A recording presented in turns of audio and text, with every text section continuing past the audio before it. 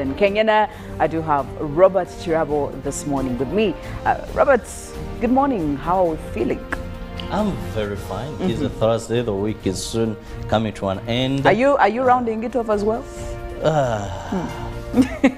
With yesterday's address. Yes.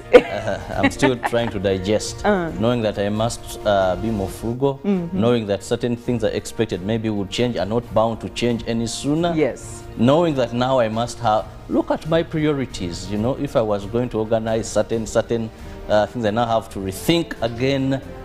His Excellency was very clear yesterday when he noted on issues of fuel. Yes. I saw Mollen, I'm sure, somewhere she was rejoicing when he was so much on climate change, how it affected and all that, and then finally saying the way to go is having the railway and also electronic vehicles. Yes. You know, the 20 billion, we hope it's given to our science and you have those vehicles. But also, very interesting is the fact that yesterday the Prime Minister came out very clearly and set a deadline of 1st September to have anything to do with border registration, stages, all that done and sealed. And 1st September. 1st September is the deadline, so that we can have sanity in this industry. So at least that brought me joy, because something we've been long craving for since 2019. Every time there's something coming up. But I was also very impressed when His Excellency talked about moving away from rainfall-fed agriculture. Yes. As a person very passionate about agriculture, I said, yes, you've nailed it. Irrigation is the way to go. We can no longer depend on rainfall-fed agriculture. So I have reasons to smile. I have reasons to be happy. But after that speech, I have to rethink how I spend the little or my hard-earned money. That's very true, because the times are really hard. And I love the fact that he was very candid and very open. He's telling you what it is. He's calling the big spade, rather he's calling the spade, not a big spoon. And I mean, if we have transparency like that, you know, you plan ahead. It helps you in the long run. Good morning, Mollen. How are you doing? Yes, a very good morning to you, Philomena, and the team. And I want to say good morning, Uganda. Well, I am doing okay. I must say it's an exciting morning for me. It must be. Exactly. You know, listening to the president yesterday, I was just clapping. I kept saying, yes, this is what I've been telling Ugandans. And it seems like now that the president of the country is talking about it, I think it's enough for people to see the extent of what we are dealing with. And he did mention something about covering ourselves when it's still morning. We laid our bed, slept in it when we're not covering ourselves. But now that, you know, it's already morning, that's when we're planning to cover ourselves. So he did give examples of the heat wave across Europe, you know, what is happening in the UK and the US. Saying, see how people are dealing with extremes of climate change, meaning that it's inevitable now that some of the things have to be abolished, meaning that in the nearby future. And I was looking at what was agreed in Glasgow, saying that by 2035, we are going to be moving from petrol to of course, the electric cars. So meaning that the prices are not about to go down, because if we are going to go for that transition, because at that point it will be inevitable. Yes. It is clear that these carbon dioxide gases are increasing in the atmosphere, meaning that it's going to force us to actually move away from fossil fuels, even when we want or not. So meaning that the only solution that we have right now is electric cars. And he was giving examples of Kirabo Motors. Kirabo Motors has been doing a lot when it comes to transitioning to electric cars. But guess what? There are Ugandans who are not even appreciative of that. They will be like, no, they're not the ones doing it. They're getting it from China. Do you even at this point care how you're getting it? You should be appreciative that we have such that a body. We're embracing it. Exactly. That is going. High time we did it. Exactly. That is going for electric cars, and that means that we are moving towards, you know, 100% renewable energy. Yes. And then he did talk about, you know, agriculture. Having other alternatives now is our only way to cope with the changing environment. And this is something that we should be doing. For me, I was very happy, I was very excited to see him talk about that and emphasize the need for us to change. And then he did talk about human interference with nature. Yes. It's like God put things in place. But you're seeing where there is a water body, you want to put, you know, a house, you want to put a garden, which is out of order. So unless we maintain that natural order, that is when we're going to restore our environment. And that was exciting for me. Good advice for Ugandans. We need to take that now individually and at any level, yes, to make sure that that can be done.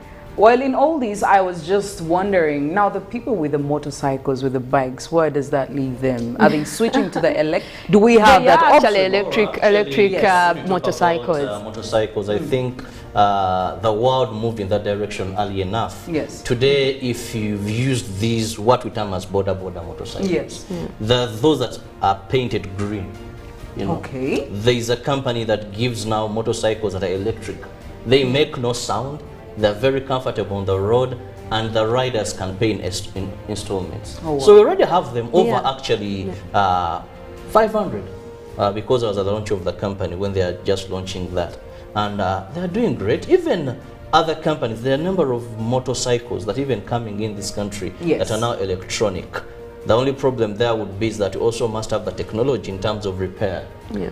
Wow, they go hand in hand, they complement each other. I love where we are going. And I mean, if we embrace it as Ugandans, I just don't know if we are mentally ready to transition. But we still have a couple of years, you know, to get your mindset ready and directed in that position.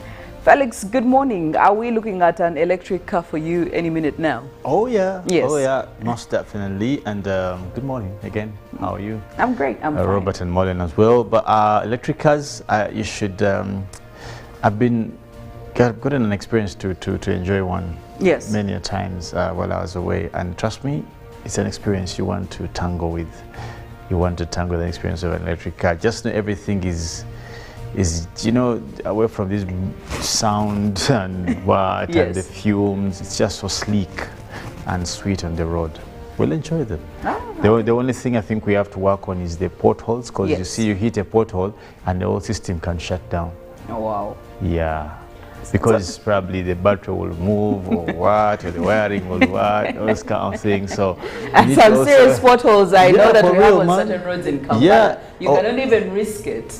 You just and also there's a particular type of humps, small sharp humps we have. Yes. You hit them with an electric car, trust me, be That's sure it. you may not move from that spot. I'll Felix tell you brings an in a experience very- with Kira Motors that we already have the Kayola buses that we use at the airport, and they are 100% electric, but those buses are actually very comfy. Now, except that at a certain point on the road, you realize that the other vehicles are faster. But again, there is no sound. When you're seated in that bus, you feel the comfort in it. And I think everyone should be able to experience that kind of comfort at whatever, because first of all, it's good for environment. So it's just a little longer, or even if it is slow at some point. So enough of the cruising around. Maybe then we'll even turn back on the accidents. Well, Yeah. there's a South African, these socialites that landed in Uganda, and I don't know how, but he has about 2 of them. Very unique electric cars. And one thing I enjoyed is the way they charge them, that charging gadget. So sometimes you might have to charge overnight if you're going to have to travel for a long distance. So 2 things I factor in: the road network, how good our roads are, but also it will have an impact on electricity.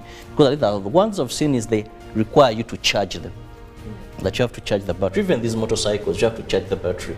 And that might have an implication on the cost of electricity as well. Also, the challenge ahead of all this electric car stuff is you're flooding cities. Between you and me, you know, these cars can't operate in water. So if you stay around Mukono, Seta, that's now very spread even. No, if you stay in Kampala, just generally, you see what happens when it rains. You see everywhere this can sort of like city is totally a mess of water. Temporarily flooding. Yeah, so be sure that once you bring electric cars, you can't be able to drive when it rains in this country, in most places. That's a matter of fact. Maybe because then of the we'll drainage. have to advocate for, you know, more work done with the drainage, especially in the cities, and restoring some of these drainage sites that, you know, KCA has been trying to do, but I don't think that we've gotten to that. Also, there is another option that we're not looking at, that is bicycles.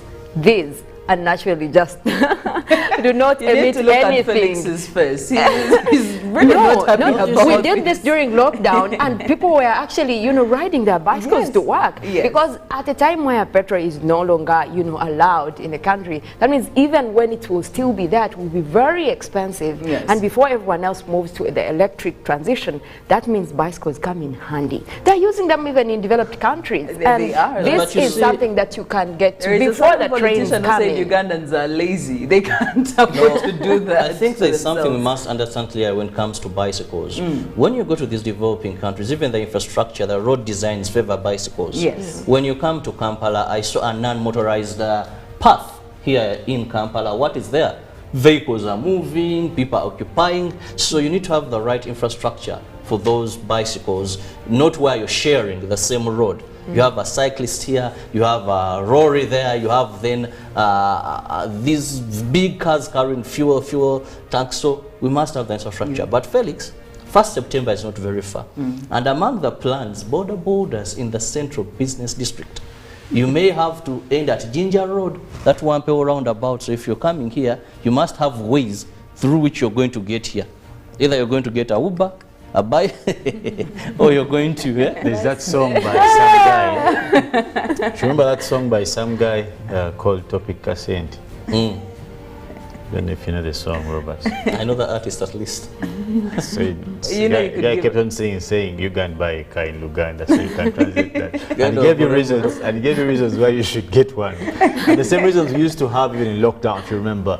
What people used to say, me I bought a plot of land, me I bought what. So you go. So all those things. But most recent in Uganda, because of the kind of life we live and the kind of work we do, are probably also the hours we do. Most of the people in Kampala probably live around 8 or 9, and they must be here by 6. So a car is now a necessity.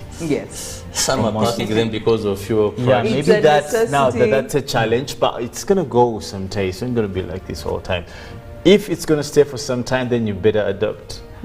So we need to find a way around our situations. But as a matter of fact, mobility is key because it influences a lot of how efficient and effective we sort of like have to be.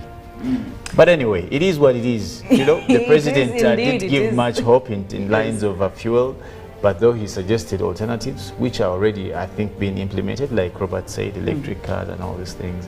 But if you want me to just make a comment about the president's speech, I felt that he should have said something about, we should have had a much longer discussion about the Moroto region, that region about hunger and all that.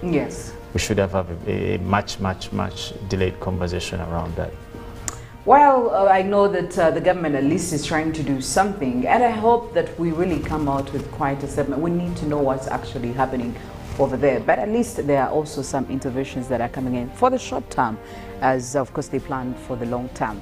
Well, a lot indeed is happening. I will tell you, Uganda is on fire right now. Whether you feel the heat or not, at one point you will. You definitely will. Time for us to take you through some of the stories we did have on the news desk yesterday, locally, and some of the international news as well. We'll start it off with the signing of the cooperation agreement between the National Resistance Movement and the Democratic Party that happened yesterday, where the National Resistance Movement Party signed a working cooperation agreement with the Democratic Party at State House in Entebbe. President Yoweri Museveni, also the national chairperson of NRM, signed on behalf of the party, while DP President Honorable Norbert Mao signed on behalf of the Democratic Party. NRM Secretary General Richard Todong and that of Democratic Party Gerard Serenda also witnessed the signing. President Museveni, after the signing, congratulated Honorable Mao upon agreeing to work on a steering DP towards the NRM. And he noted that this is something that should have happened at top administrative level long ago. President Museveni said that DP had good quality and was definitely sincere and more straightforward. Museveni said he was very happy with this milestone, saying that all this time, although DP has been supporting opposition, they have not been destructive. On his part, Democratic Party President General appreciated the milestone on behalf of his party, saying that this is a continuous journey which started before some of them were born. He told President Museveni that he now has the historical opportunity to gather party members scattered all over Uganda. He said that DP is committed to adhering to what has been agreed upon and that this is a living document that should continue growing. Mao said that the document signed shows that they have managed to resolve the contradictions that they have been having. He saluted the courage of President Museveni exhibited all through and the risk he has taken, saying that Museveni is the captain of the ship called Uganda, and it is important to pray for Museveni as he leads Uganda. Well, Prime Minister Robin Anabanje has also directed all border riders in Kampala City to urgently comply with the ongoing registration exercise. Now, this directive follows previous attempts to have them registered, but the efforts have been opposed by some politicians and a section of border riders.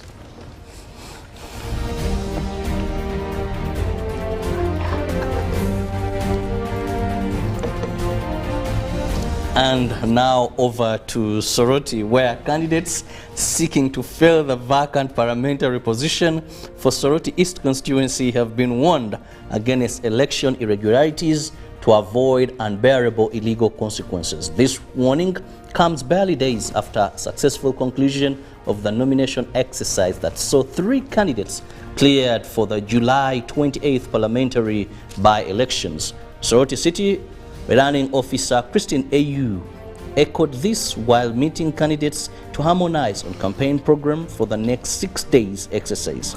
The last 2 days have seen business in Soroti brought to near a standstill following successful nomination of candidates for the Soroti East by-election. Crowds have been growing, supporters have been energized as successful nomination candidates hope for victory. This has, however, come with some reported pockets of violence, with candidates accusing each other of intimidation. However, to ensure maintenance of harmony during the campaign period, Electoral Commission has met with candidates to harmonize on the campaign program. NRM's Herbert Ariko was represented as FDC's Moses Atana was present. Guidelines were shared and campaign schedules were adopted. Candidates and their agents are called upon to abide by the electoral rules. Except in the course where there are some challenges, there can be an amendment, but that should be agreed. Expected in the course of the campaigns is NRM party chairperson, also Uganda's President Yoweri Kaguta Museveni. Campaigns are programmed to end on the 26th of July this very year, 2 days to the election slated for the 28th of July of the same month and year. Now, the National Planning Authority Executive Director, Dr. Joseph Muvawala, has disclosed that there are proposals to put in place an independent salary review commission to stream out the salary across all public agencies. Now, Muvawala also wants all Ugandans with big chunks of land to grow food so that the country does not slide into famine now situation due to food scarcity. In the same way, he also added that he wants Ugandans to revive the granaries so that the country has food security. Now, supervisor being paid less than their subordinates affects morale and definitely service provision for government agencies. He did suggest that the commission to be formed shall go a milestone in aiding such challenges of salaries and remittances.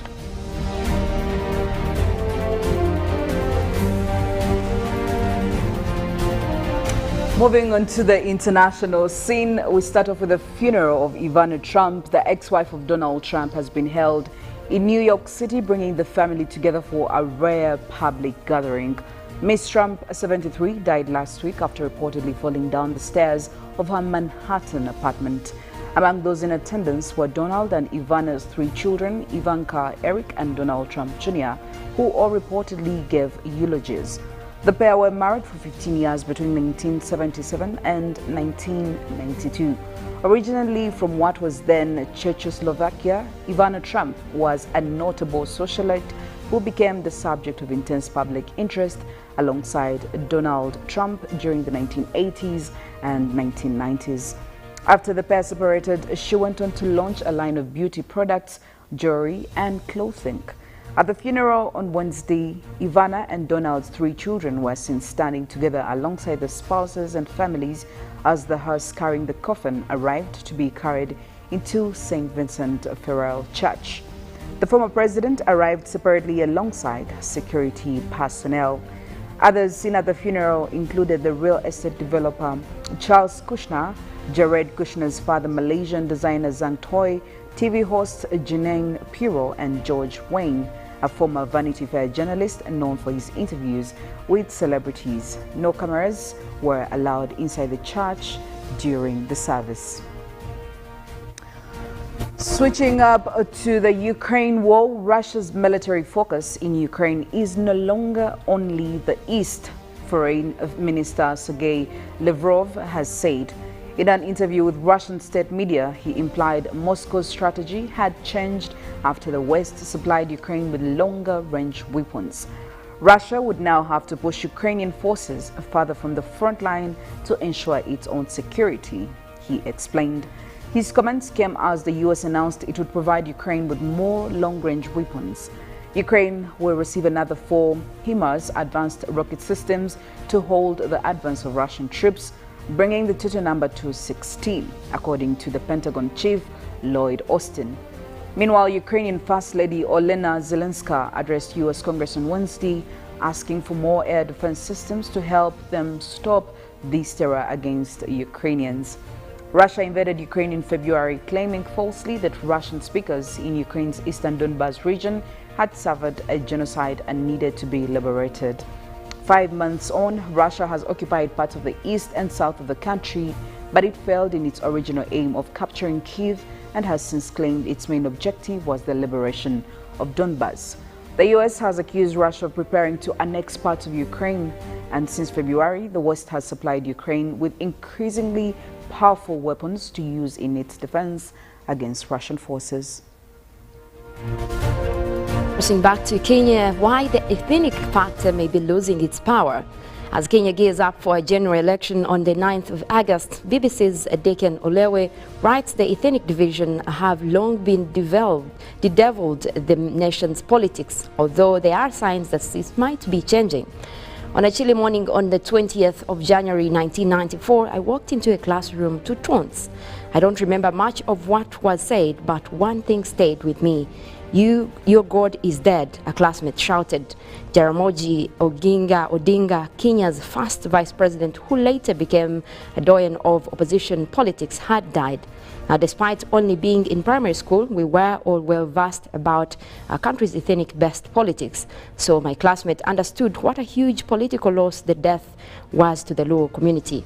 Now, ethnic taunting was not uncommon in school playgrounds, but even then in classrooms, where teachers used stereotypes to praise or criticize pupils' behavior. This was, and still is, mostly seen as harmless humor, but sometimes it turns negative. Now, in the weather and climate news, are wildfires happening more often? Now, thousands of people have had to flee wildfires in France, Portugal and Spain. Fires are also burning in Alaska, north of Arctic Circle, and across northern Canada, where it is not long since smoke from burning forests in Argentina blotted out in daylight in the capital of Paraguay. Now, are wildfires becoming more common, and are all countries equipped to handle them? That is the question. Experts say that extreme fire weather and weather that creates a tinderbox conditions for wildfires is getting more frequent and more extreme in nearly all regions of the world.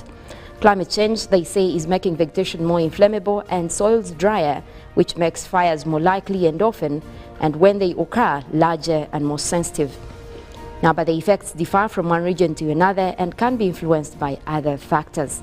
The authors of a recent paper in review of geophysics say that some high-latitude forest regions saw the increase of 50% or more in areas that had already been affected by the fires in the first 2 decades of this century. Now, however, in African savannas, the number of wildfires decreased over the same period because of the land use changes, including expansion of farming, and this, experts say, is bringing down the overall number of wildfires worldwide and a total burnt area. Savannas are becoming patchy, and that is why they are seeing less fire, says Dr. Nels Andela, a senior remote sensing scientist at B0 Carbon. And also because they make up 70% of the world's wildfires, we are seeing a decline in global total of wildland fire incidents.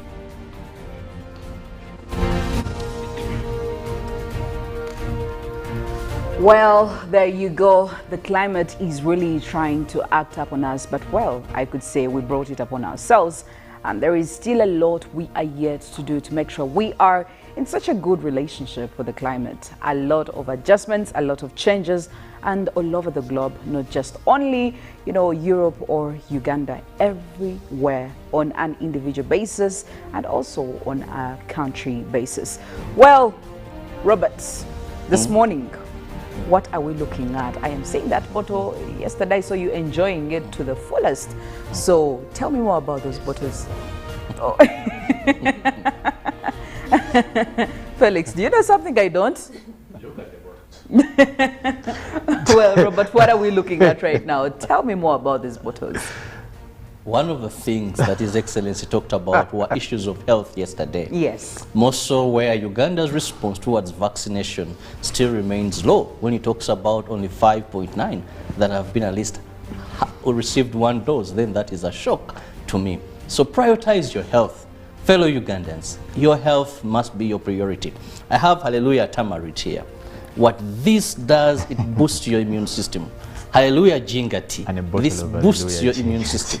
So you must make sure you boost your immune system every day at just 1,500. You're saving money that you would spend in hospital, maybe to have more bread, Yes, you're saving money. So let's save money, but also you're moving away from the inconvenience of your body not being able to perfect or to perform to its fullest. Sometimes we don't quantify this time. When you're home, you're not working, you're losing money. So let's ensure we are healthy, and the magic is in these two darlings. Hallelujah Tamarind, Hallelujah Jingati. Look at it this way, you could actually save a lot of money. We have future investments to make, we have electric cars to buy. So instead of wasting that money on health, when you could have, gotten your body in such a ready state, for any infection or any disease that attack you, that money, you just put it on the side. The electric cars are a necessity, and we're looking into that. Well, we're going in for a throwback jam. We are all about nostalgia. Thursday, we are throwing it back to the good old times. I must tell you that every day that goes by, I keep appreciating the days that we probably did not utilize. So the only way we can try to remain some memories is definitely getting into back the music. When we get back, we'll be talking more about the new cooperation we are looking at between BP and NRM. We'll be back after this. Live from UBC Studios in Kampala. This is Good Morning. In such a ready state, for any infection or any disease that attack you, that money, you just put it on the side. The electric cars are a necessity, and we're looking into that. Well, we're going in for a throwback jam. We are all about nostalgia. Thursday, we are throwing it back to the good old times. I must tell you that every day that goes by, I keep appreciating the days that we probably did not utilize. So the only way we can try to remain some memories is definitely getting into back the music. When we get back, we'll be talking more about the new cooperation we are looking at between BP and NRM. We'll be back after this.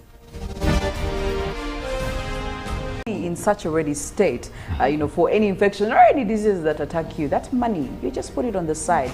The electric cars are a necessity, and we're looking into that. Well, we're going in for a throwback jam. We are all about nostalgia.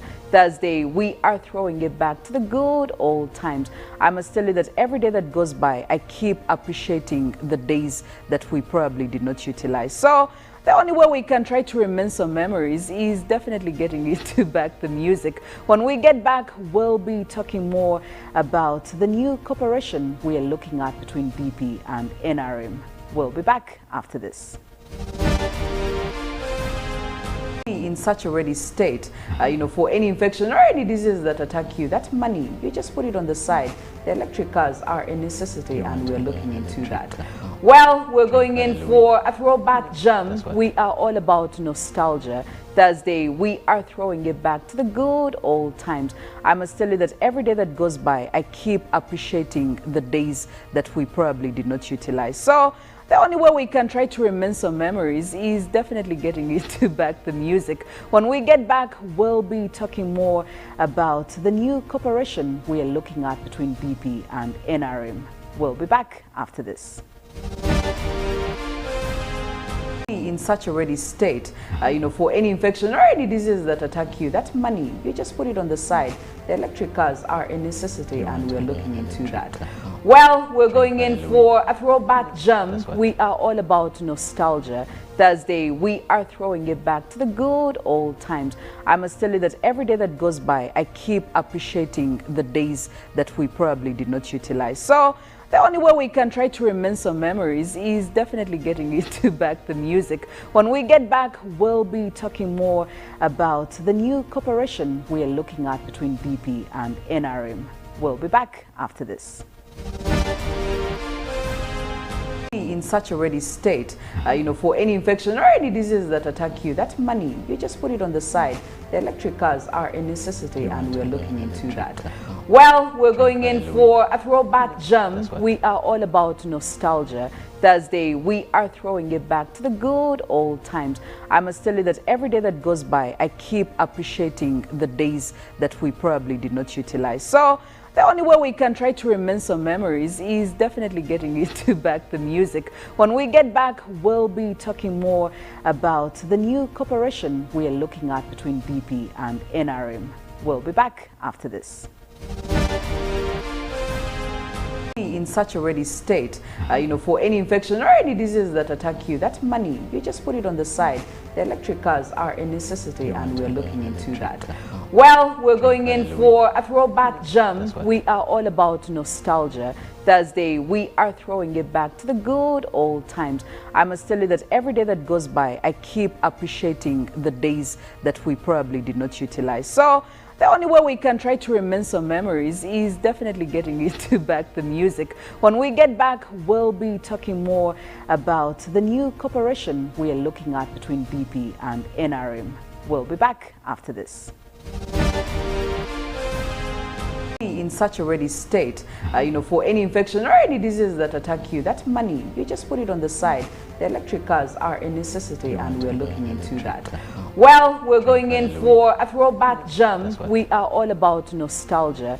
Thursday, we are throwing it back to the good old times. I must tell you that every day that goes by, I keep appreciating the days that we probably did not utilize. So the only way we can try to remain some memories is definitely getting into back the music. When we get back, we'll be talking more about the new cooperation we are looking at between BP and NRM.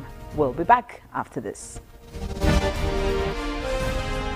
In such a ready state, for any infection or any diseases that attack you, that money, you just put it on the side.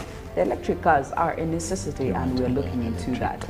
Well, we're going in for a throwback jam. We are all about nostalgia. Thursday, we are throwing it back to the good old times. I must tell you that every day that goes by, I keep appreciating the days that we probably did not utilize. So the only way we can try to remain some memories is definitely getting into back the music. When we get back, we'll be talking more about the new cooperation we are looking at between BP and NRM.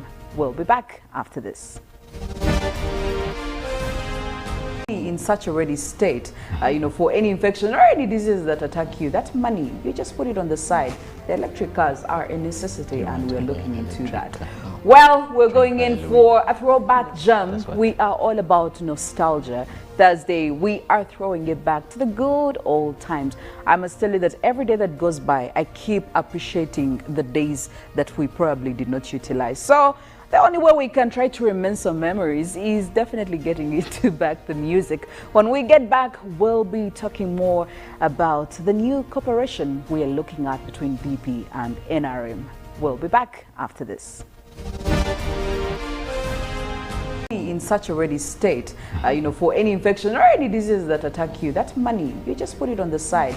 The electric cars are a necessity, and we're looking into that. Well, we're going in for a throwback jam. We are all about nostalgia. Thursday, we are throwing it back to the good old times.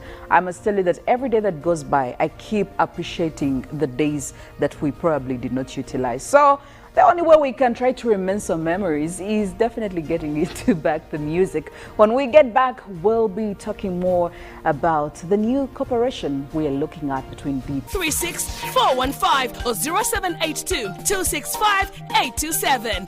UBC, inspiring Uganda. Enjoy more GBs for the same price on Airtel. Kirabo using to Gabane. We have increased GBs across all your favorite packs. Now, 4 GB is at 10,000 shillings and 10.5 GB at 22,500 shillings, all valid for a week. For the heavy data users, enjoy 24 GB at 50,000 shillings and 50 GB at 100,000 shillings, all valid for a month. Dial *175# or use the My Airtel app to buy these and more affordable weekly and monthly data bundles on Airtel, the smartphone network.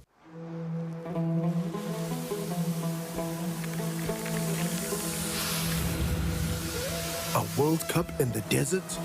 The first one in the Middle East. The first to be held at the end of the year? That's crazy.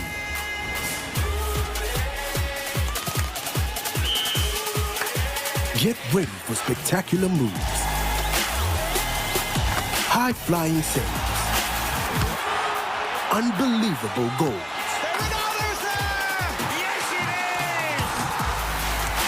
Out of this world celebration. Would you believe it? What a moment here! All 64 matches live. That's over 5,000 action-packed minutes of the FIFA 2022 World Cup Qatar. Now that's crazy. Catch all the action only on SuperSport, your world of champions. On Go TV. Love it. Live from UBC Studios in Kampala. This is Good Morning Uganda.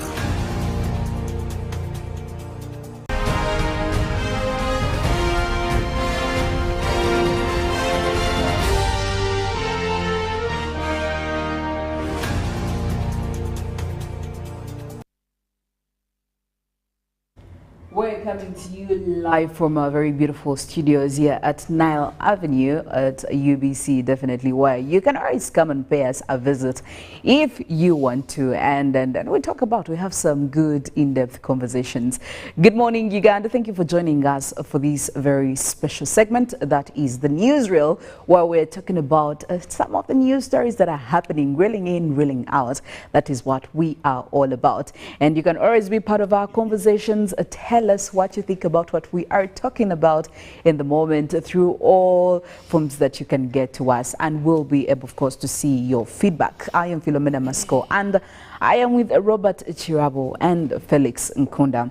Now, yesterday we did have something quite surprising that did happen and special that had quite very many Ugandans react to differently after the revelation was made. Now, what I'm talking about is the cooperation that we are yet to see between the NRM and, of course, the DP. Now, His Excellency Yoweri Kaguta Museveni came through and he told us that they had signed a cooperation agreement between NRM and a DP. Now, clearly, when you see cooperation, definitely means that there are certain things that they're going to be working out together as two parties. Now, knowing that this is a ruling party and an opposition party, it had quite a lot of statements or a lot of conversations that it pulled out of very many people. We had different people react to it differently.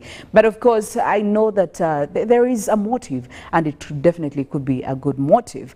And we are yet also to see that. But His Excellency, of course, held Norbert Mao, for coming out and doing something like this, which he actually said it's a sign of maturity, seeing that DP has decided to take on this route.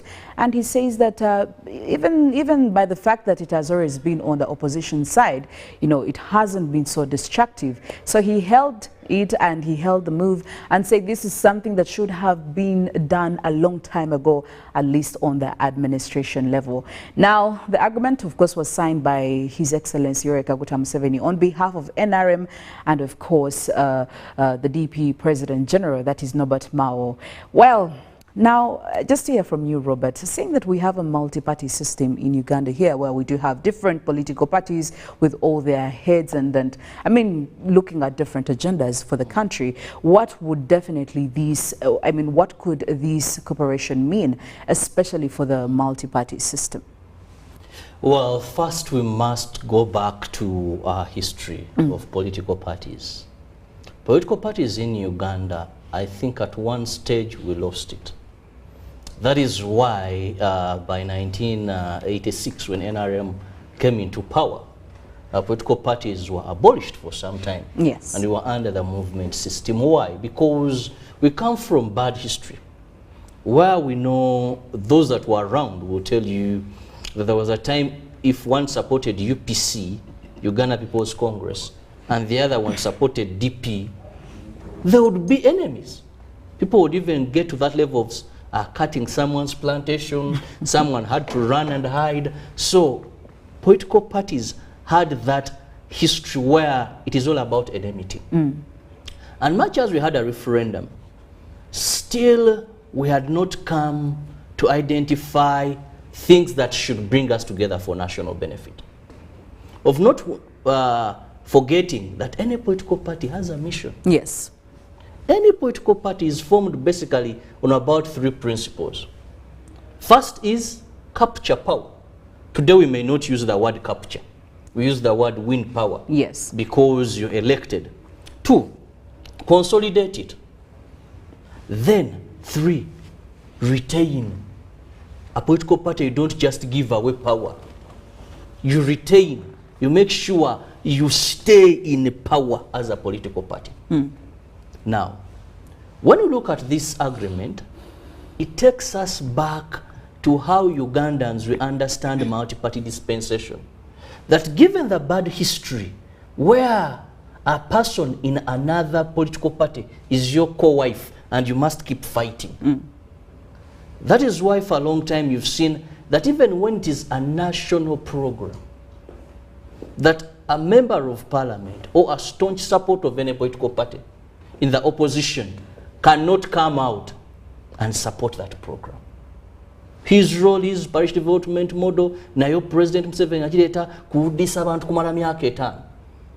You know, literally meaning this is, now we have a baby parish development model.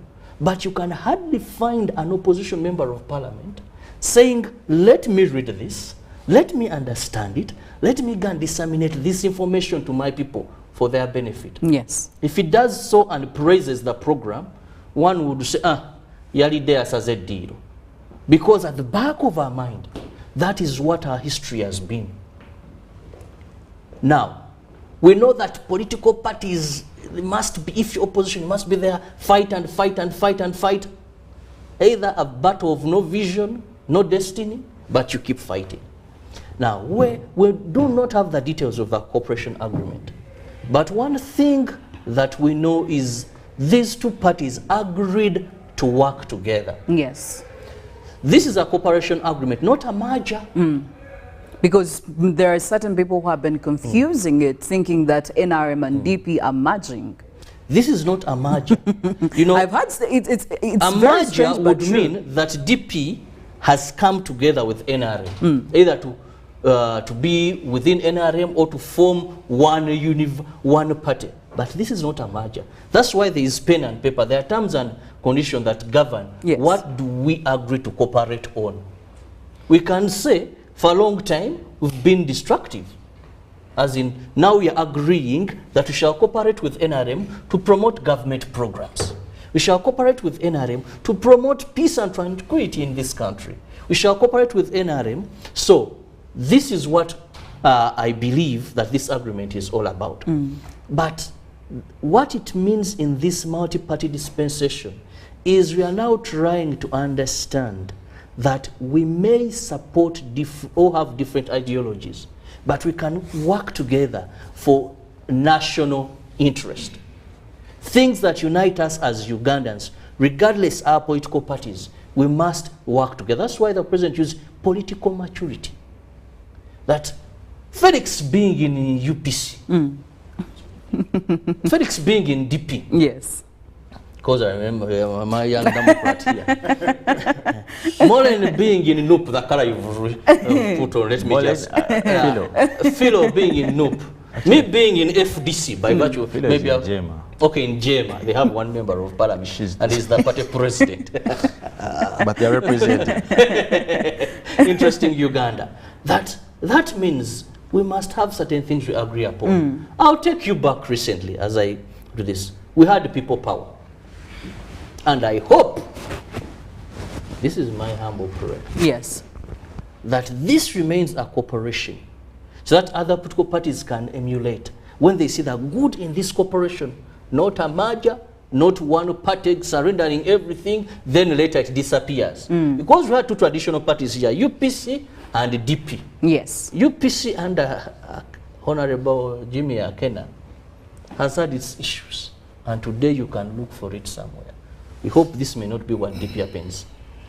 Opposition has tried on several occasions to cooperate. When we had people power here, they said, everyone come from your political party. We have a common vision. Let's all push this heavy tree together until it falls. Yes. At the end of the day, we had formulation of NUP. You had DP talk about how it had lost its members to NUP. FDC lost members to NUP. So the people power element we had of we all come because we have the same goal to achieve, now ceased. It was later a political party. That's where I pray and hope that this remains a cooperation and we stand to see the fruits of this cooperation so that other political parties may see the benefits towards national development, not maybe individualistic benefits, not a pride, not all that. Well, now switching up to the opposition bloc, Felix, like, Robert just highlighted, we have seen quite a number of coalitions that the opposition bloc has tried to come up with, having or trying to show that they have the same agenda, but also those haven't really been, the efficacy is questionable. Now, seeing the DP that was part of that, and I don't think it still takes away their position as being an opposition party, despite the fact that they have decided to cooperate with government. Yeah, with NRM. There are certain things they could probably want to be, to work hand in hand with them. But now, what picture does it create, especially when it comes to the opposition bloc? Because we have quite a number of parties on the opposition bloc. So what message is it sending, especially in relation to the opposition? Robert gave a very good preamble of our discussion, and I must pick from it when he did talk about parties and the background of the same.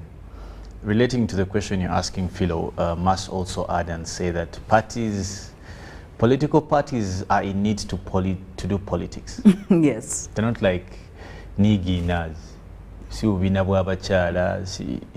They're in for politics.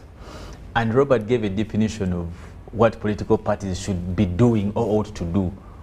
Get power, retain, consolidate. Yes. Or consolidate and retain, whichever comes first. Now, there is no way on earth, and in fact I was looking at Mao, maybe also to put records straight, he's my former head at some point when I was still working with UID in my old days in university. I was also privileged even to be a president of a particular region in Uganda as a young Democrat. Yeah, okay, yeah. I thought I did lots of politics under UID, yes, under the stewardship of the likes of the Honorable Mukasambi, Mike Mavike, the Segunas of this world, and many others, even majorly the Latin Subuga, who was my main mentor, even recruited me to DIP. So I know him at that level. And looking at this, it brings out clearly a great confrontation of what, and I'll definitely disagree with the two of you when you talked about it. It's okay to, no. The day you find your For example, for some of the men, I won't say us men, I'll exonerate myself. Some of the men who are polygamous, Yes. the day you find your two wives moving together, don't you get scared, Robert? I don't have two wives. Oh, okay, okay. So that is an experience. I'll have to ask Ruben if he relates. But if for some of you out there who know the feeling, the day as a man you find your two I thought it is good when they're working hand in hand. You know, Yes. you have My more dear, peace and clearly none of you has been in this situation. But if you ever find Robert, if you ever get to that point and you have two wives, and my brother Famba, the nurses know, if you find your wife moving with your other, I don't know now to call what, you know what, moving together, and they're agreeing about everything, you know there's a ploy. And you must make sure you disintegrate this relationship. You can't survive when two forces, rival forces, Yes. are Come working to work together. hand in hand. This that you see, the NRM and DP are cooperating on what grounds? These are not agricultural associations that can govern and bitoke. No, these are political parties. And Robert, you said it clearly that the purpose of political party is to take power. This that we saw, and don't even try to shade it in any other paint, is simply one institution saying, we have come and agreed with your policies, take us over. So are you saying two political parties cannot actually On have what? the same idea, I mean Philo, the same on what? visionary idea for the country? Because what's Let me the say point? this. Let me tell you, Robert, and you said it, Kelly, I want to focus on Robert's interpretation of political parties. Yes. To take what? Power. To consolidate it and retain it. Yes. Now, what business are you doing? Cooperating with the person you want to take power from. That's what I'm saying. The situation of co-wives. This one took your man. Now, and what are you saying? But I want that to be my friend. On what grounds? You're all fighting for the same man. Where does the friendship come from? Where does the friendship come from DP and NRM? Yes. Where? Honestly, I want to know where. Because So DP wants to take NRM's place. So are we saying DP is being very This, and yesterday I was talking to Joel, and Joel told me, we are, there has been a cohabiting. Now, that is what he told me. He said, formalization of the marriage. Now, he says, they have been cohabiting, now they have formalized the what? So it's just, and that brings out the perfect picture of this that we saw. This has been going on in the back. No wonder one time the likes of Nambo's Betty, Honorable Bachideke, said that the politics of Mao was like a pumpkin. It was green outside, inside it was yellow. You understand? And also said Nambo's was watermelon. and the truth, both. But now, this that we saw explains why we saw a big shift of politicians leave DP. This probably was anticipated. I want to just make 3 comments about the same as probably I conclude about all this point. One is that we need to be clear. Political parties may be institutions of individual visions, but they later on carry confidence of the entire nation. I don't know if that comes out clear. You may see the Honorable Norbert Mao signing memorandums with His Excellency the President as Mao or as the President of DP today. But I want political leaders never to forget that their masses they represent. They may be the vision bearers, but later on they have a great chunk of other people who buy into some of these visions. They should always put in consideration that. And the relation of the same is what you see in Kenya. You've seen the side of Ruto and Yes. what happened with ODM and Jubilee. That. And you see the mess it caused, we later on await to see what the elections will be. But the second point I want to make on top of the first one is that in as much as political parties exist for politics, they must over time create relevant value. What is relevant value? That is a question for them to answer. away from the business of, you can't be trading politics, because politics is seasonal. I don't know if this is what DP is trying to secure. I hope. But the last one of the same is that, you see, there's something called pedigree. In law, we call it precedent. You must set a precedent. What precedent do you set when you do execute some political activities? And this goes for both the party in leadership and also the parties on the other side. Well, it was a score for the party in leadership. It depends, Robert, where you stand. It depends. Is it... Felix, you had, in Uganda, sorry to interject, we had two traditional parties. Of course, the parties are still there. We had UPC.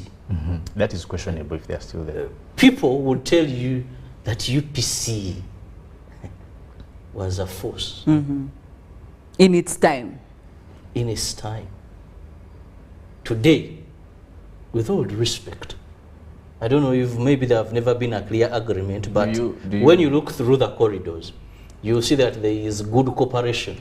Let me ask you, between Robert, I understand UPC. you read the Bible. You know the revelation of times and seasons? Times and seasons. And those must be honored. Because through times and seasons, the ordainment of God's revelation, spirituality, and of course blessings, grace, and favor come. So we must be alive to times and seasons. The times of the UPC may never come back. Yes. These are the times of growing other politicians, the noops of this world, the FDCs of this world, times and seasons. And this also explains, that's what's kind of the standpoint. It also could be that some parties are smart. They see themselves going down, and they have to hold on to. Could it be this scenario for DP? Yes. I'm just asking. No, actually, I think you're the right answer. You're answering to your question. Because what I want to drive home is political relevance is very important. And if you notice, politicians at all times must come up with ways to continue, stay, and be relevant. Yes. I was giving you a background to UPC. You see, why I said you capture, you retain, you consolidate is one thing. When NRM came into power, when we went in multi-party dispensation, one of the things that the national resistance movement has managed to do, and I want to say to a greater extent perfect, is acting like an amoeba. No, an amoeba feeds. Yes. Remember that senior one biology. How it will come, then engulf. It has successfully engulfed UPC. Now, we are moving, you look at what is happening in the Democratic Party. These opposition parties, what they have failed to master is, when one moves closer to NRM for cooperation in any way, they exclude. This one is welcoming, you know. So at the end of the day, you're going to find that one party, the mass party, will continue to welcome, will continue to grow, notwithstanding it has its own challenges. But I think if I'm to look at this cooperation, it scores more to the national resistance movement than it may score to the DP. However, yes, it is fundamental in creating relevance, because at some point you would find that some of these political parties will shrink. So how do you remain relevant? And lastly on this, I must say, I wish I could whisper this. Yes. I wish I could whisper it, but there's no way I can whisper. At all costs, it comes with numerous benefits. For who? That's the question. I'll leave that to the public to answer. Well, the public also had quite a number of reactions, and some actually seem to be agreeing with you, Robert, and with you, Felix. But Solomon here, Ashera, says, I believe in mature politics, which Kenya has and still lacking in our country, Uganda. So we need to see more engagement by government and opposition, but not the hatred that we see being displayed on the streets. And at the end of the day, the politics, and we, he says, at the end of the day, politics is politics, and we are the citizens. Well, again, there is something I always need to know. What is mature politics? You know, there are things Because you can't put in the same line. There is a for grey me- zone between this and very many other aspects when it comes to politics. And that's the thing, Philo, that there are things you can't put in the same line when you want to discuss politics. You must agree that, for example, you can't simply say he's a stupid professor. I mean, Absolutely. He But cannot would have you the professor title. doing Yes. stupid things but not a stupid professor? That's the thing. It kills the. I'm not saying every professor. They could, like, you're literally appreciating that he has a strength. So clearly, if anyone appreciates a strength, they can't be stupid. Now it's the same thing. When you say mature politics, by the definition of politics, some qualities are placed aside. I think to me, Yes. Felix, And I'll tell you why. disagree with And I can evaluate and prove this. And I'm not saying that's what it should be, but there is. I'm trying to be real. There is no way. For example, what's mature in, and I told you, politics is not individual. You may talk about Kenya as being, but do you know the pain that has come with these coalitions? You've seen the Ruto, the Ruto Kenyatta up till today, rift. And the effects, you will see them in the elections. That's why I'm saying, this is what you want to call mature, is called, and someone will term it as, what is betrayal. And most of the other, what you call opposition parties in Uganda, look at it as betrayal, if you've seen their comments. However, because it is they have immature maturity in practice is about how we exercise. Yes. Let me tell you, and for me, I want to stand by this, and that is my opinion. You cannot step on two different sheep and they're all moving. And my boss, my former Honorable Mao, the chairman, kept on saying that many times. But now in Uganda we say aganaga. Aganaga. And the Bible is clear, Robert. I love to refer to that because my brother here made some prophecies on Monday. You can't. You're either hot or cold. Yes, you And cannot be lukewarm, as you Yes. say. Either you are a goat or a sheep, and definitely we shall remove the sheep and keep. Remove the goats, and keep the sheep. So this that Deep is doing is good for photo moments. It may be very good for Mao and his Secretary General. Yes. But the outer, and by saying this doesn't mean that they have to be on streets. And for me, that's what I call mature politics, not to incite what we can enter into discourse to disagree and agree on other issues, but corporations signing MOUs depict something different. In my opinion, and I take you back to the imagery example I gave you of wives and whatever. So also get to know that you can cooperate on issues of your children. You can have well streamlined ways. We are yet to see where this cooperation is going to take us. We can have this conversation over and over and over. Just briefly, yes. Robert. I want to congratulate the Democratic Party. Yes. For mature politics. And I pray and hope that this will set precedents for other political parties. Over time, this hatred, this bad history we have as political parties, as co-wives, must come to an end, and we look at like politics where co-wives. national interest takes interest, even amidst our differences in ideology. That's why they had to put pen and paper, so that you know that do's and don'ts. There's a clear boundary. At the end of the day, I believe that everybody has their own way of defining what political maturity is. And it's very evident. Absolutely. Felix sees it from a different angle. And so do you. You also see it from a different angle. So what could be political, or rather what could be mature politics for me is a totally different story for, the both of you. But at the end of the day, the end goal is seeing the country progress. And I don't know whether this is what we're going to be picking from this I want to wait for the day when Robert's madam says, we have a cooperation with the neighbor. Anyway, we are heading into the press review to see the big stories, and I'm sure this is one of the stories that we'll be looking at in the Daily Monitor, the New Vision, and of course other stories, Decision 2022 in the Daily Nation. We'll be right back for that.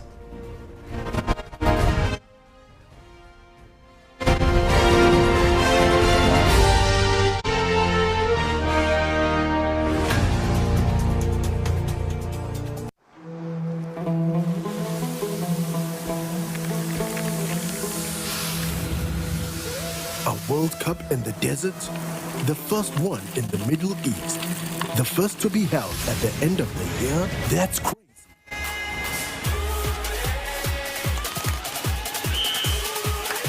Get ready for spectacular moves, high-flying saves, unbelievable goals,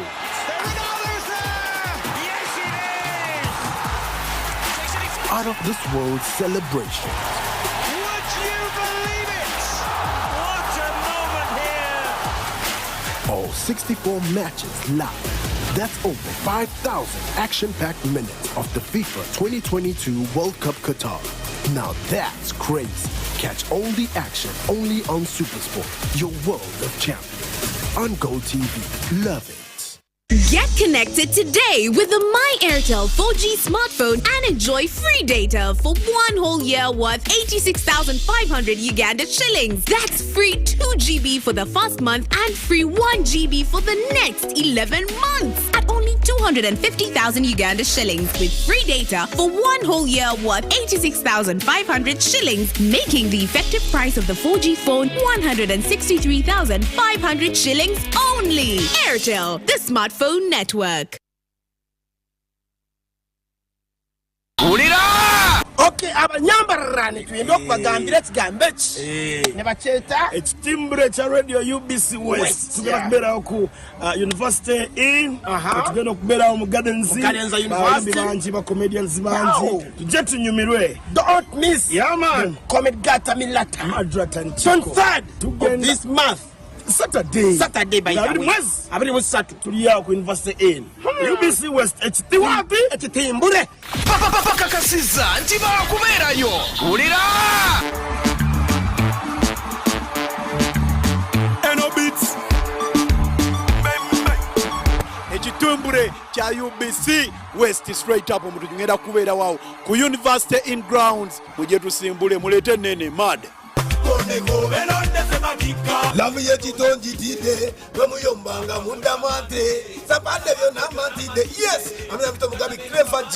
I want to be Mbarara. Music time, you don't know. The song is University in. On 23rd July 2022 at Mbarara University in, people of Ankole, Chisoro, Chigezi, Toro, Bunyoro, Rwenzori, and all parts of Uganda. Do not miss your cocktail of fun with UBC West presenters, listeners, and supporters. Come, be part of the 2022 biggest party in the land with top artists, comedians, cultural dancers and ODs, women cyclists in the cycling competition, sports activities, and many more from Western and Central Uganda at only 10,000 shillings. Don't miss the annual crowd puller of UBC West in Pikahona, and that is Etitimbure Reigunga.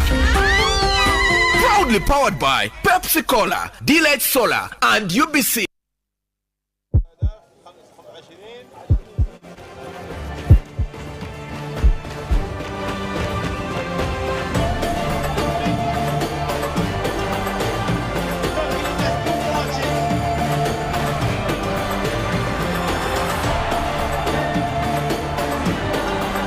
Success.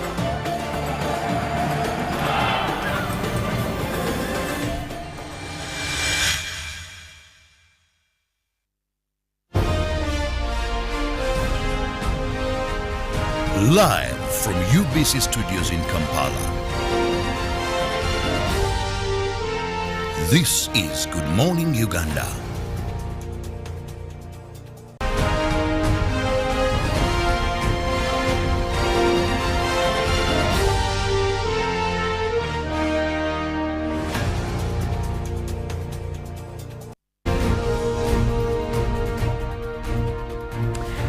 The press review this morning, we kick-started with the Daily Monitor. The big story there being Makerere to ban political parties. And of course, this is a view that was, pressed and fronted by very many experts, but also in an interview with the Daily Monitor, the Makerere University Vice Chancellor, Professor Barnabas Nawangwe, was saying that political parties breed quite a lot of external interference in guild elections. Now you can catch that story on pages 10 and 11. New pact Museveni Mao sign agreement to work together, and I'm telling you that the picture over there is showing the president himself, who is also the chairman of the NRM, and looking at also the DP representative after signing a cooperation agreement. This was yesterday at State House, and of course we are looking at the secretaries of the respective political parties who are also in the presence of the signing. We are yet to know what this is all about, and the story is on page 4 of the Daily Monitor. Now, the sweet bitter life of a grave excavator. Yes, this would be quite interesting. Page 6 has a full detailed feature on this, and more stories. Cassava sweet potato factory gives hope to Kumi farmers, and regulate fish prices. Fishermen come out and tell government. Well, giving you still a story on how 3 Green Hill pupils got stuck in Entebbe, a story that made rounds yesterday on social media. You can catch the details. And President offers no solutions to rising prices. All this in the Daily Monitor this morning. Well, crossing over to the New Vision, of course, starting off with the presidential address. What is in there on page 5? Fuel prices explained, murderers will be got, vaccination encouraged, and why Ugandans should use electric vehicles. More of that is on page 5. Over 300 tenders also in there for you. But also the big story inside Museveni Mao agreement, reactions from civil society analysts. And of course, that is detailed on page 4 of the New Vision for this morning. They also give you pictures of President Museveni signing the cooperation agreement between the National Resistance Movement and the Democratic Party. Of course, showing right there DP President Norbert Mao as well. Now, in Dr. Love for New Vision this morning, they are looking at kukekereza, the things you should not touch. This is a word that the president was using last night as well. So maybe the kukekereza should be there. Now, in the series, they're giving you undercover scribe calls Otafile for help. Well, that is detailed on page 40 and 41 of the New Vision. Corruption, as Bukalasa staff want bosses sacked. That is a story on page 6 of the New Vision. Switching over to the sports section, Nakai wants perfect start, and they're telling you how she's well aware of the task, which begins with the 800-meter hits in the early hours of tomorrow. And still Stenson stripped of captaincy, and this is of course in the field of golf. We're looking at Henrik, who has been removed as Europe's Ryder Cup captain following the Swedes' bid to sign up for the new controversial LIV Golf Series. All these and more in the sports section this morning. Well, the New Vision Sport also giving you sports is business. Now, Uganda's Minister Councillor in Washington, Kafero, shares her views right there, and of course talking about the World Athletics as well, affronting the Joshua Cheptegei, having elevated the middle distance running to entirely new levels. That is after he took on the gold. And obviously they're also giving you inside what you can get with a games guide that is free for you right there, talking more about the World Athletic Championship in numbers, and that is for you in the New Vision Sport. Well, switching over to the Daily Nation, Raila vows to repossess Ruto land. We're looking at, of course, the face-off of the new battlefront opening just 18 days to the polls. This is, of course, in relation to Decision 2022, and we just have 18 days to go and see who will be next when it comes to the President of the Republic of Kenya. Now, Kenya demands a 60% pay rise for teachers, and also hits and misses in Rigathi and Karua exchange. In more business news, we're looking at Uhuru to his deputy, keep politics away from Unga. And again, still in an opinion, we're looking at a pair of shots found in Maribe House had murder victims' blood. And this is a story you can also catch in the Daily Nation. There is a lot of craziness happening all over the world.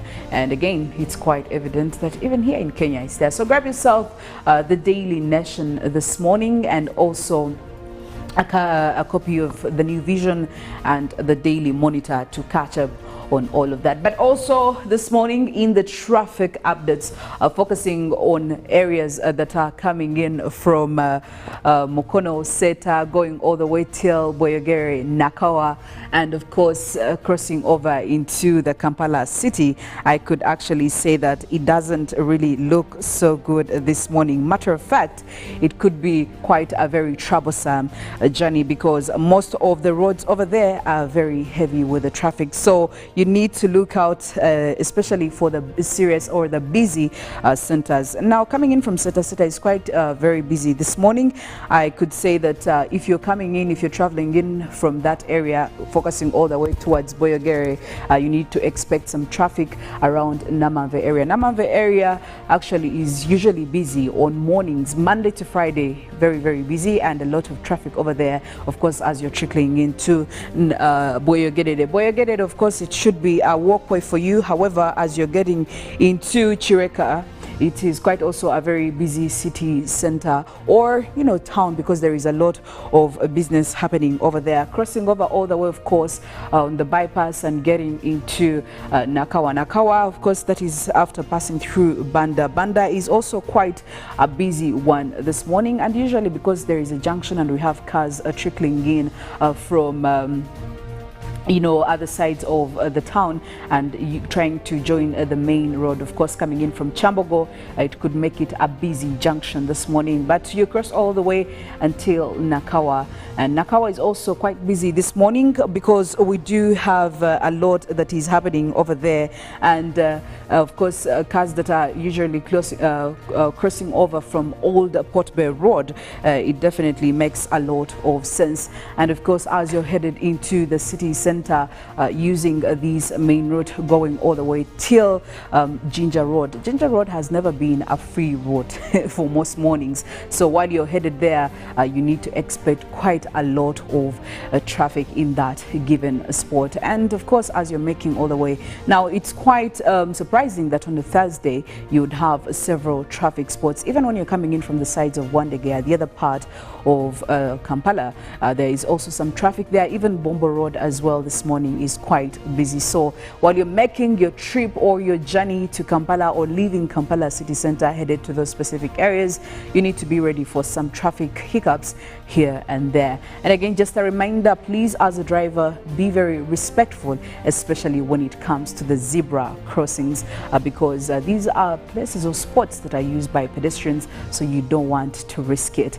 Well, a lot is happening on the roads this morning, so do make sure that you are in time, but also you are very patient. That's it from the traffic updates, and this morning I will leave you now to Mollen to tell us more about the weather and the climate, which is really becoming quite a very heavy topic, and seeing as that His Excellency Yoweri Kaguta Museveni did actually highlight quite a lot about it yesterday in his address. I think it's high time. If you are, being tone deaf to this topic, you need to wake up and, try to do something about it. What are we looking at this morning, Mollen? Well, I think there is a big talk still about the heat waves that are going across the world. And of course, the president last night did mention the fact that this is happening over there, but also it has been because of the mismanagement of nature that we have personally as human beings contributed to. And the only solution right now is to look for ways out, because we already caused the problem. So more of them is coming through. But also, he's not the only one who's talking about the climate crisis. President Joe Biden of the USA also came out to say, look, if the administration, if government is not doing anything, I will. That is a statement that he made also yesterday, and that is during his address towards the climate crisis, where he's declaring it an emergency. And of course, that was after Oklahoma and Texas did also get record-breaking numbers in terms of temperatures. And obviously, the president is saying, President Joe Biden is saying today over 100 million Americans are suffering from extreme heat, and I announced that I will make a historical investment in resilient infrastructure that will help communities across the U.S. To prepare for disasters like heat waves that we're seeing. That was in his statement that he posted just 7 hours ago on Twitter, and he goes on to actually mention that, when I think about climate change, I think of jobs, and jobs in building wind turbines up to the coast, It talks about manufacturing of, more offshore wind farms, and that is also what he posted over Twitter just a few hours ago. And he's saying, my message is clear and loud. Since the Congress is not acting on climate emergency, I will. And in the coming weeks, my administration will begin to announce executive actions to combat this emergency. That is also in a statement that he posted on Twitter just 10 hours ago. And of course, talking more of the climate crisis in his address for, the US, that is following, of course, the heat wave emergency that is going on across not just the US, but also most countries in Europe. And of course, the UK is one of those that have been hit hard, especially in terms of, breaking record amounts.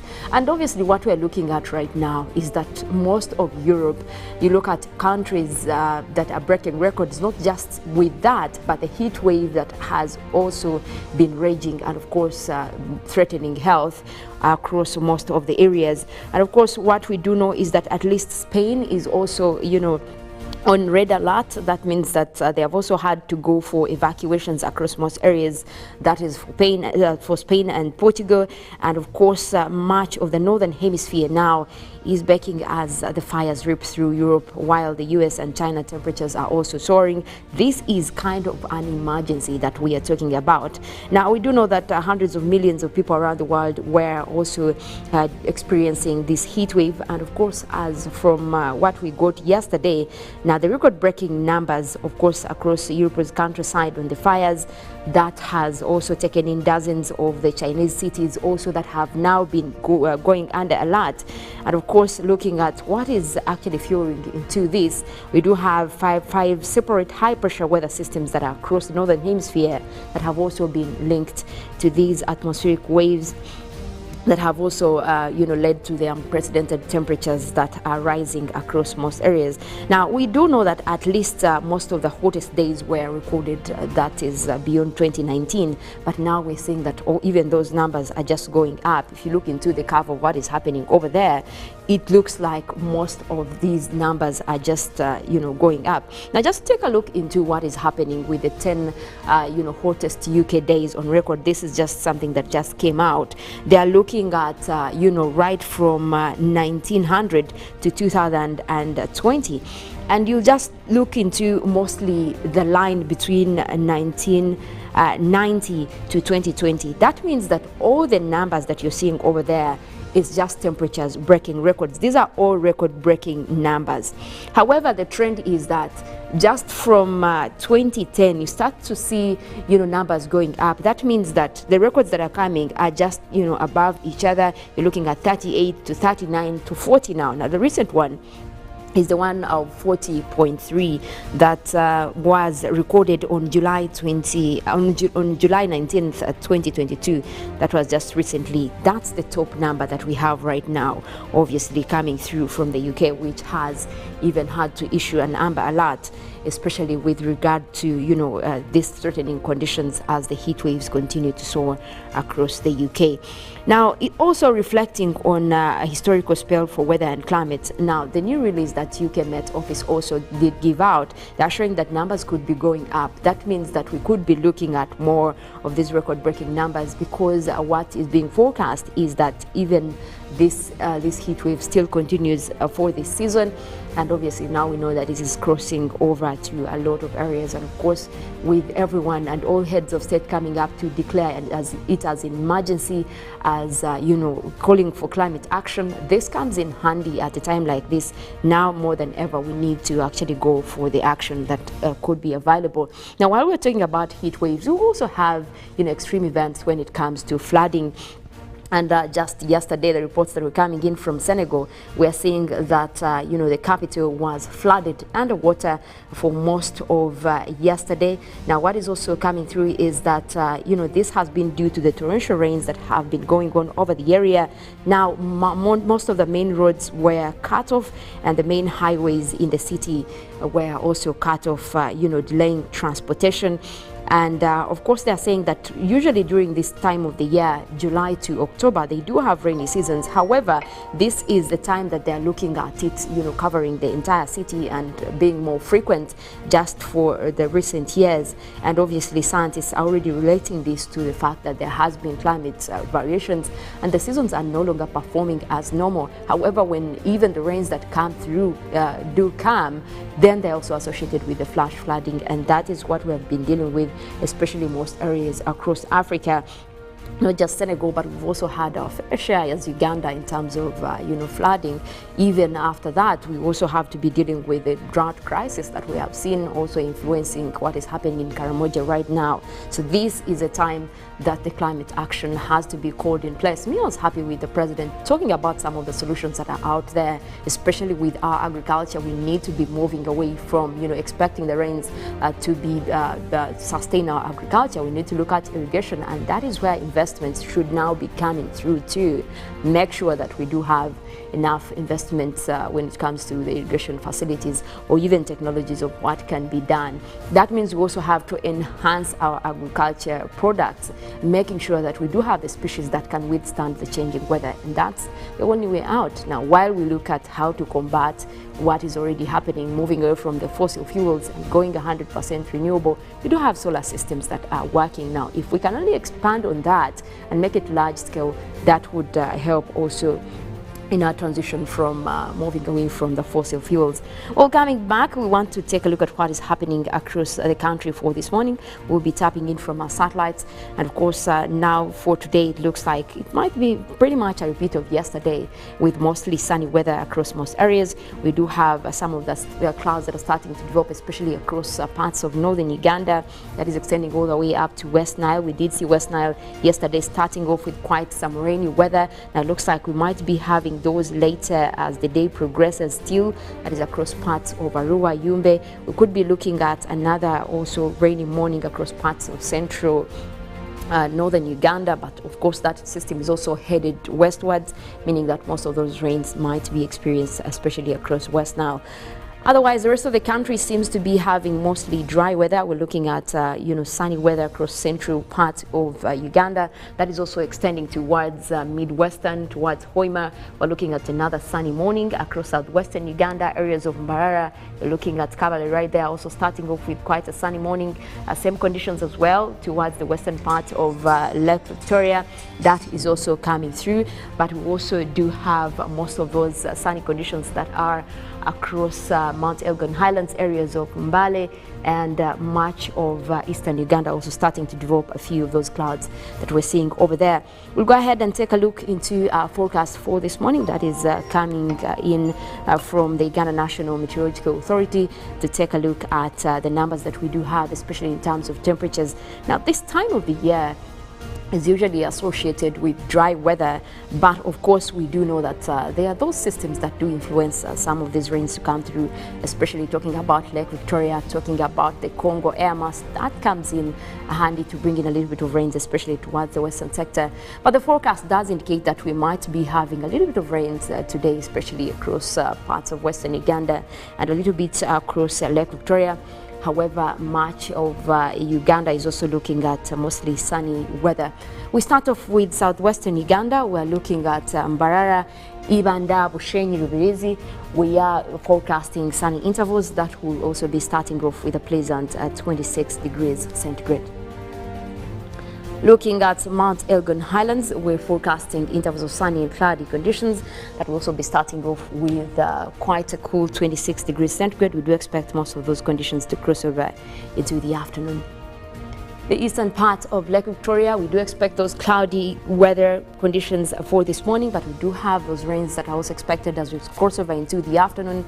Starting off with quite a chilly weather, we're looking at 25 degrees centigrade.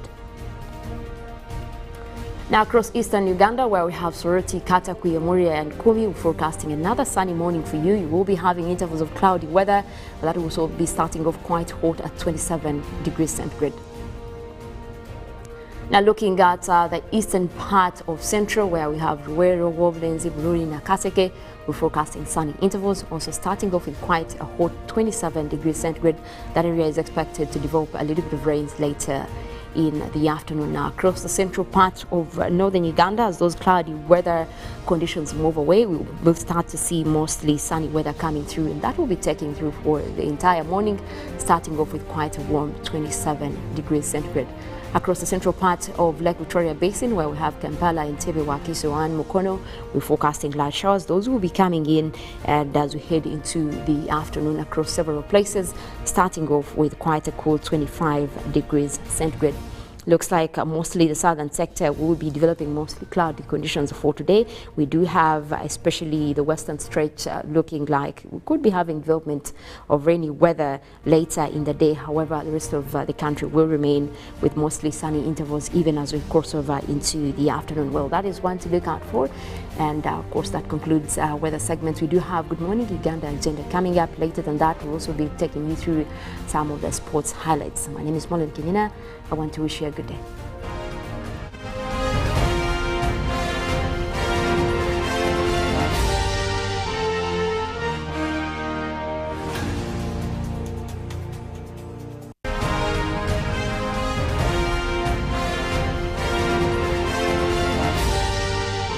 This is Good Morning Uganda.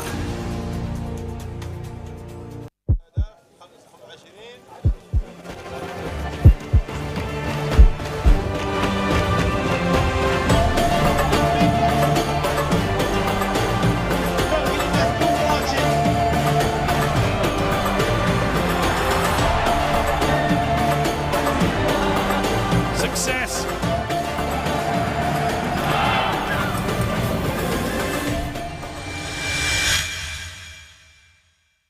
Pick of the day on UBC.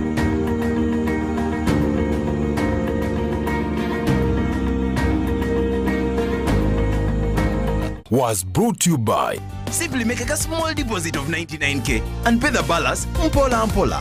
You can pay in daily, weekly or even monthly installments while you enjoy your new phone. So what are you doing today? Visit any MTN shop near you and get the MTN cupboard. That's super easy.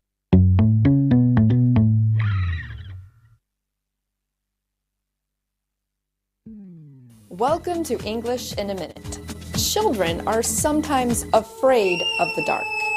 But what do you think this expression might mean? What was all that shouting about earlier? Kim and Craig broke up, but they still have to work together. Problems. Wait, Kim and Craig were dating? How can you be so in the dark with this one? They were always holding hands and making kissy faces. Forget I asked. Ugh. When you are in the dark, you are not informed about a situation. You don't have all the facts. Or maybe you don't want all the facts, like Jonathan in our example. Ugh. But you can also be kept in the dark on purpose by a friend, company, or government. And that's English in a Minute. Omukwano gususeko baby yo amanya ne dobozi bitwa Dr. Jose Kabile sana simba tako katageja meji Uganda UBC West abantu bembarara music time you don't know twisanga yuko university in All in one, the biggest party of 2022 is here. UBC West MP Kahona launches its Mbarara station on Goat Road in Mbarara City with your favorite entertainer, HT Mulecha UBC West on 23rd July 2022 at Mbarara University Inn. People of Nkole, Kisoro, Tigezi, Toro, Bunyoro, Rwenzori and all parts of Uganda. Do not miss your cocktail of fun with UBC West presenters, listeners and supporters. Come, be part of the 2022 biggest party in the land with top artists, comedians, cultural dancers and oldies, women cyclists in the cycling competition, sports activities and many more from Western and Central Uganda at only 10,000 shillings. Don't miss the annual crowd puller of UBC West MP Kahona, and that is Etitimbure Reigunga. Proudly powered by Pepsi Cola, Delight Solar, and UBC. For sponsorship and partnership, call 0700-236-415 or 0782-265-827. UBC, inspiring Uganda.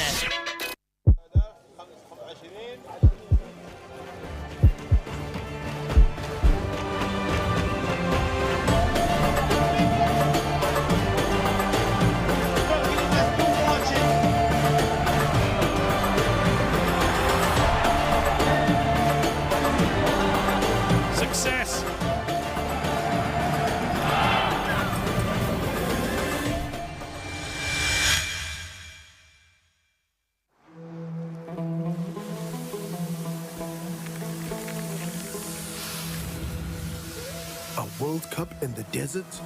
The first one in the Middle East? The first to be held at the end of the year? That's crazy.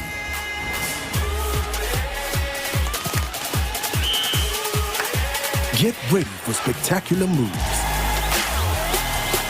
high-flying saves, unbelievable goals,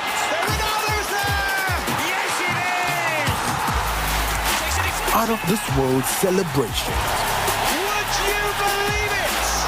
What a moment here! All 64 matches live. That's over 5,000 action-packed minutes of the FIFA 2022 World Cup Qatar. Now that's crazy. Catch all the action only on SuperSport, your world of champions. On Go TV. Love it. Live from Now Avenue in UBC Studios. This is Good Morning Uganda.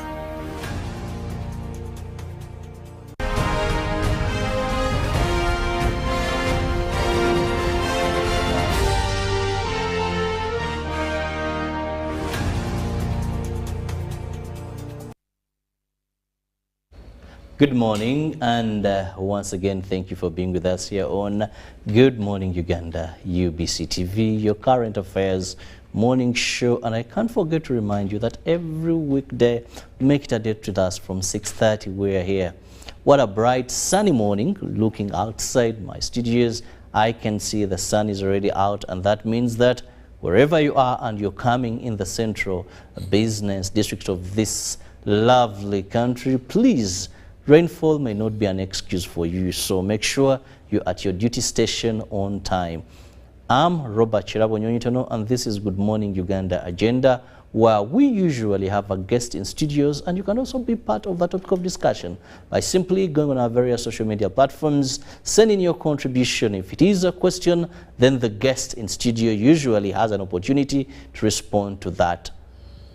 Now, today we are going to be discussing a life-threatening issue, and that is the road carnage in Uganda. Many of us have either been victims, have been involved in an accident, have had a relative perish in a road accident, or we have been the people that have committed these accidents. One will tell you, maybe I almost went with someone's bumper, but maybe I was thinking, and over suddenly I saw bumping into this car. With me in studios today to discuss road carnage in Uganda is the Deputy Traffic Commandant, that is Kampala Metropolitan, Wambesho Israel, a person I've known for some time as a field man.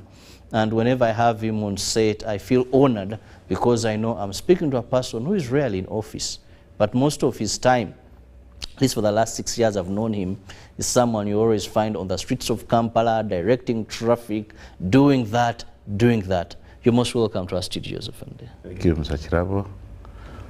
Good morning, our good viewers, wherever you are tuning in from to UBC.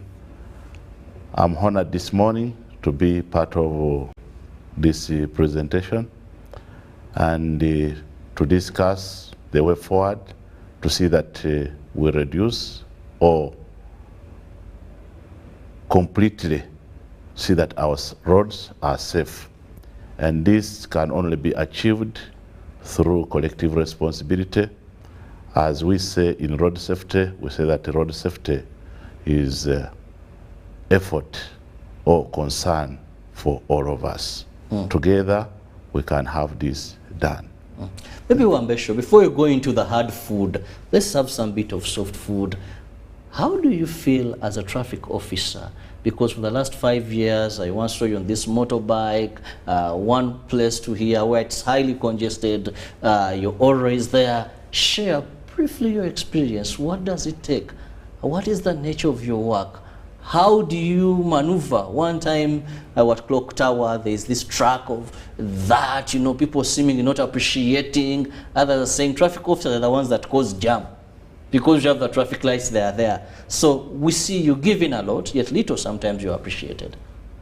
I would say that those who don't appreciate is all that they are not informed or they have not seen all that it takes for us to give a service. But I may also say that it is dedication to serve.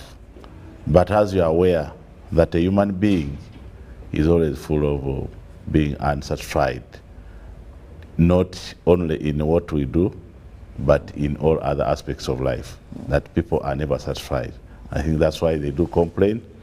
But we really try our best to see that we serve. We know that the public is our master, so we have to give it all that they expect us to give to them, to see that we create a conducive atmosphere for the public to go about their businesses, so that we fulfill our mandate that we are obliged to do.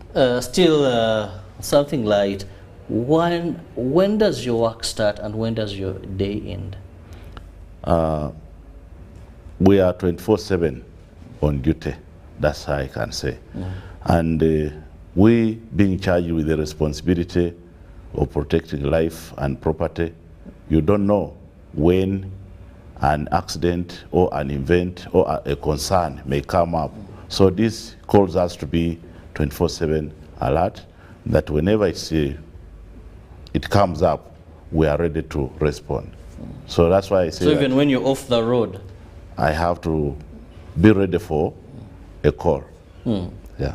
Very interesting. In case you've just joined, that is Wambesho Israel, who is the Deputy Traffic Commander, Kampala Metropolitan, a man I usually refer to as the fieldman, because most of his working time is on the streets, dedicated to ensure that there is proper traffic flow and discipline on our roads. Now, when we talk about accidents, I've been doing a lot of reading about accidents, and one of the things that I clearly find out is that what we term as accidents, usually in Uganda, may not necessarily be accidents.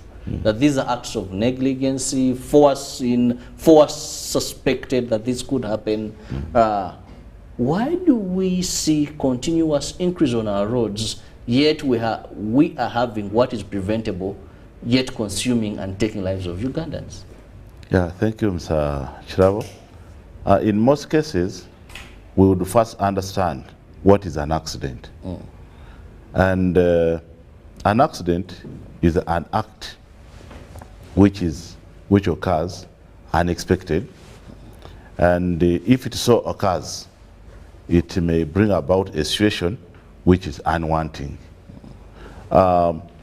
It may cause injury to life, it may cause loss of life, it may cause damage to property, all this as a result of an accident or as a result of an occurrence which is unadmirable.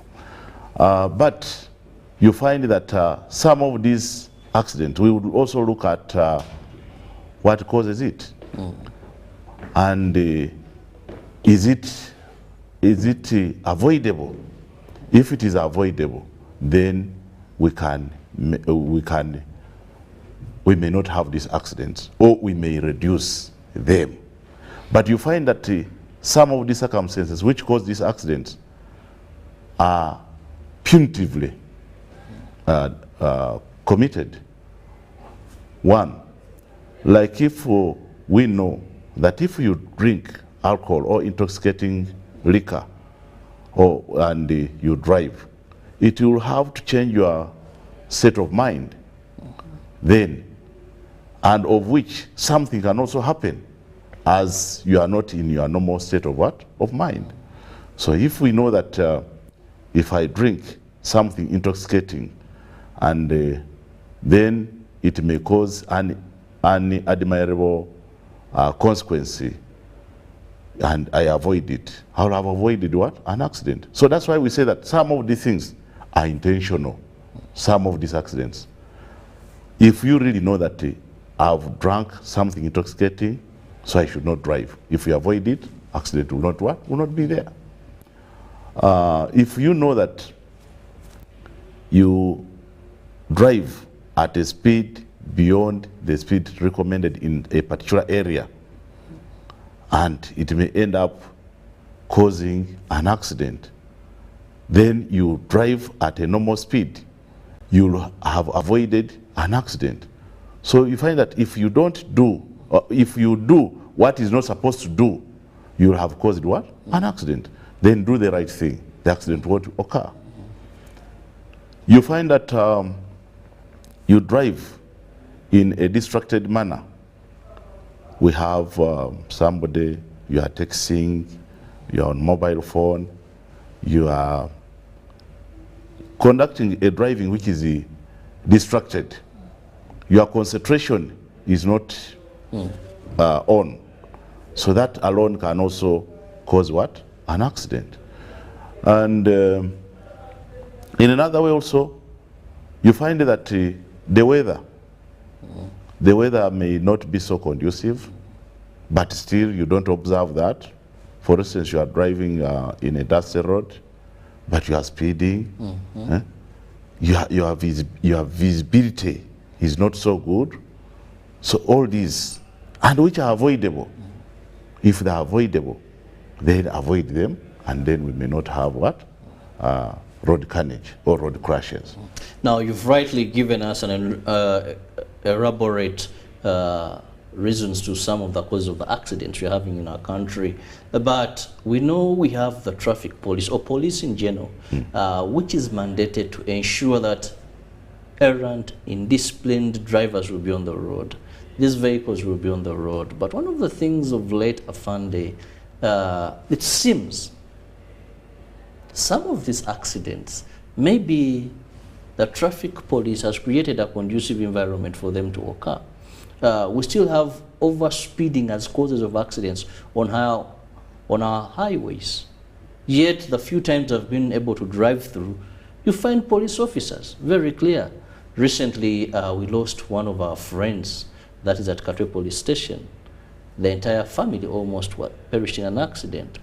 But they will tell you it was clear that this person, according to preliminary investigations, that there was overspeeding. And one will tell that at some time they suspect or even lost track of because of fatigue, he's overspeeding, fatigue, and maybe he could in one way having even moved from his particular lane.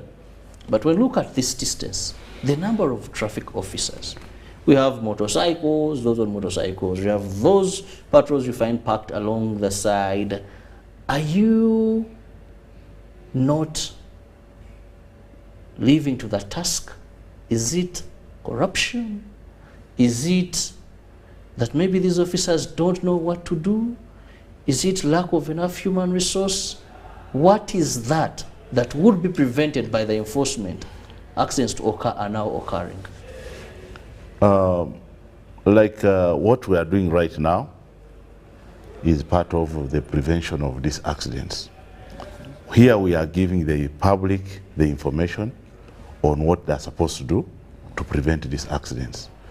You find that the people, the road users, most of them who get these accidents, they don't heed to the guidance which we do give them.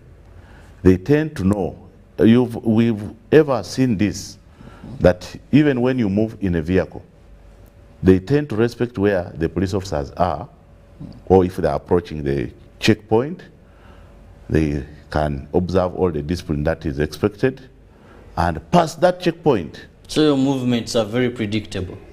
So I'm coming. So you find that when they pass the checkpoint, they will behave contrary. So what do we say?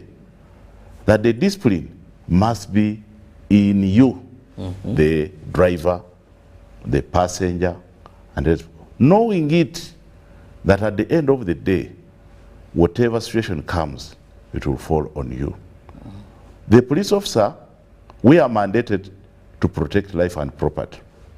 But the first protection comes from you yourself. Because at the time when you crash, me as a police officer, I may be at point A and you have crashed at point B. So why do you pass me at point A, then ahead of me, you behave contrary? Yet, you very well know that observing speed is part of the road safety. That observing good road discipline is part of the road safety. That avoiding intoxicating liquor, when you are to drive, is part of the road safety. That when you are having fatigue, you should not drive. Take a rest. A few minutes, then feel sober and get back behind the wheel. Whenever you are not feeling fine, you can call for another driver or pick another vehicle to take you to your destination. Then you have saved life. But in most cases, people do contrary. And you may find that in Kirabo, as we are here, we are trying to tell the public that the right way is that when you are fatigued, don't drive. And somebody who has got this information right now, he may not pass it to another person to save life. Whenever you communicate a good message, like as we are communicating, you are saving life.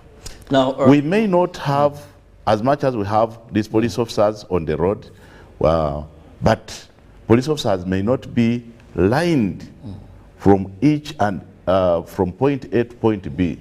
But in our way of policing, we give information through media, and also the police officers on road, they change locations every time and again.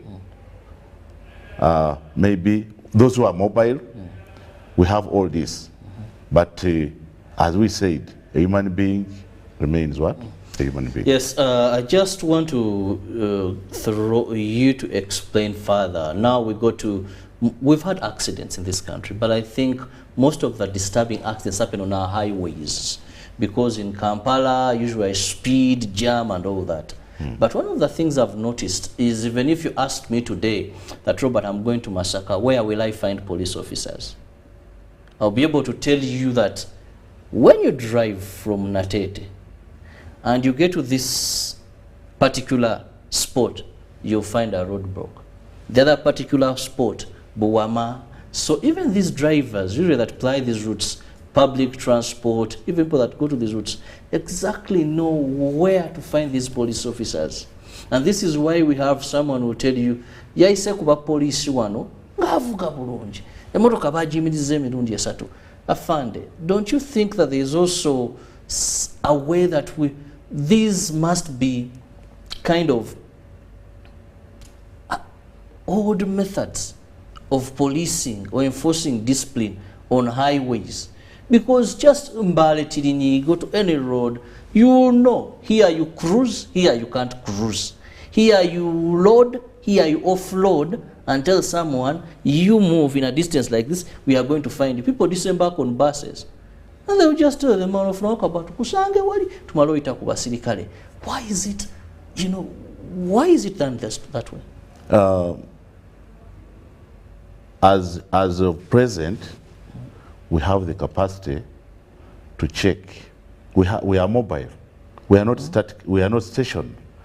We have particular checkpoints which are stationary, and these checkpoints, they communicate with the mobile traffic police officers who are on motorcycles, who are in patrol cars, and they have snap checks to check on the discipline of those road users who could be committing offenses which are life-threatening.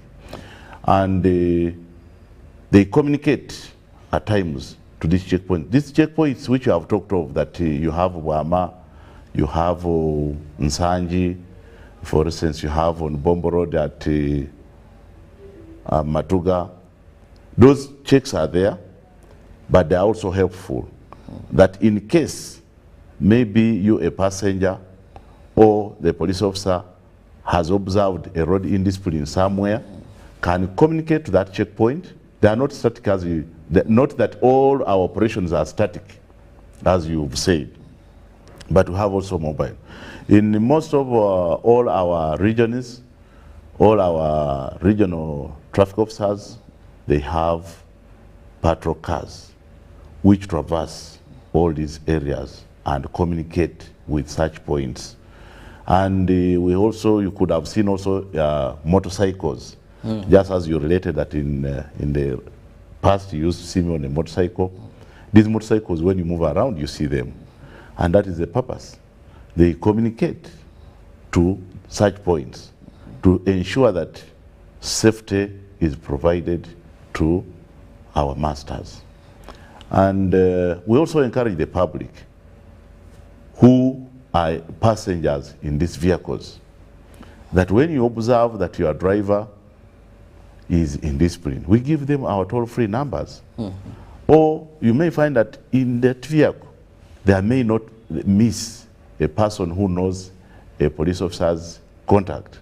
Even if a concern is in Mbale and a police officer is in Kampala, a police officer, you who is in Mbale, you can communicate to a police officer that, Mr. Kirabo, I'm here in Mbale, but there looks to be a problem.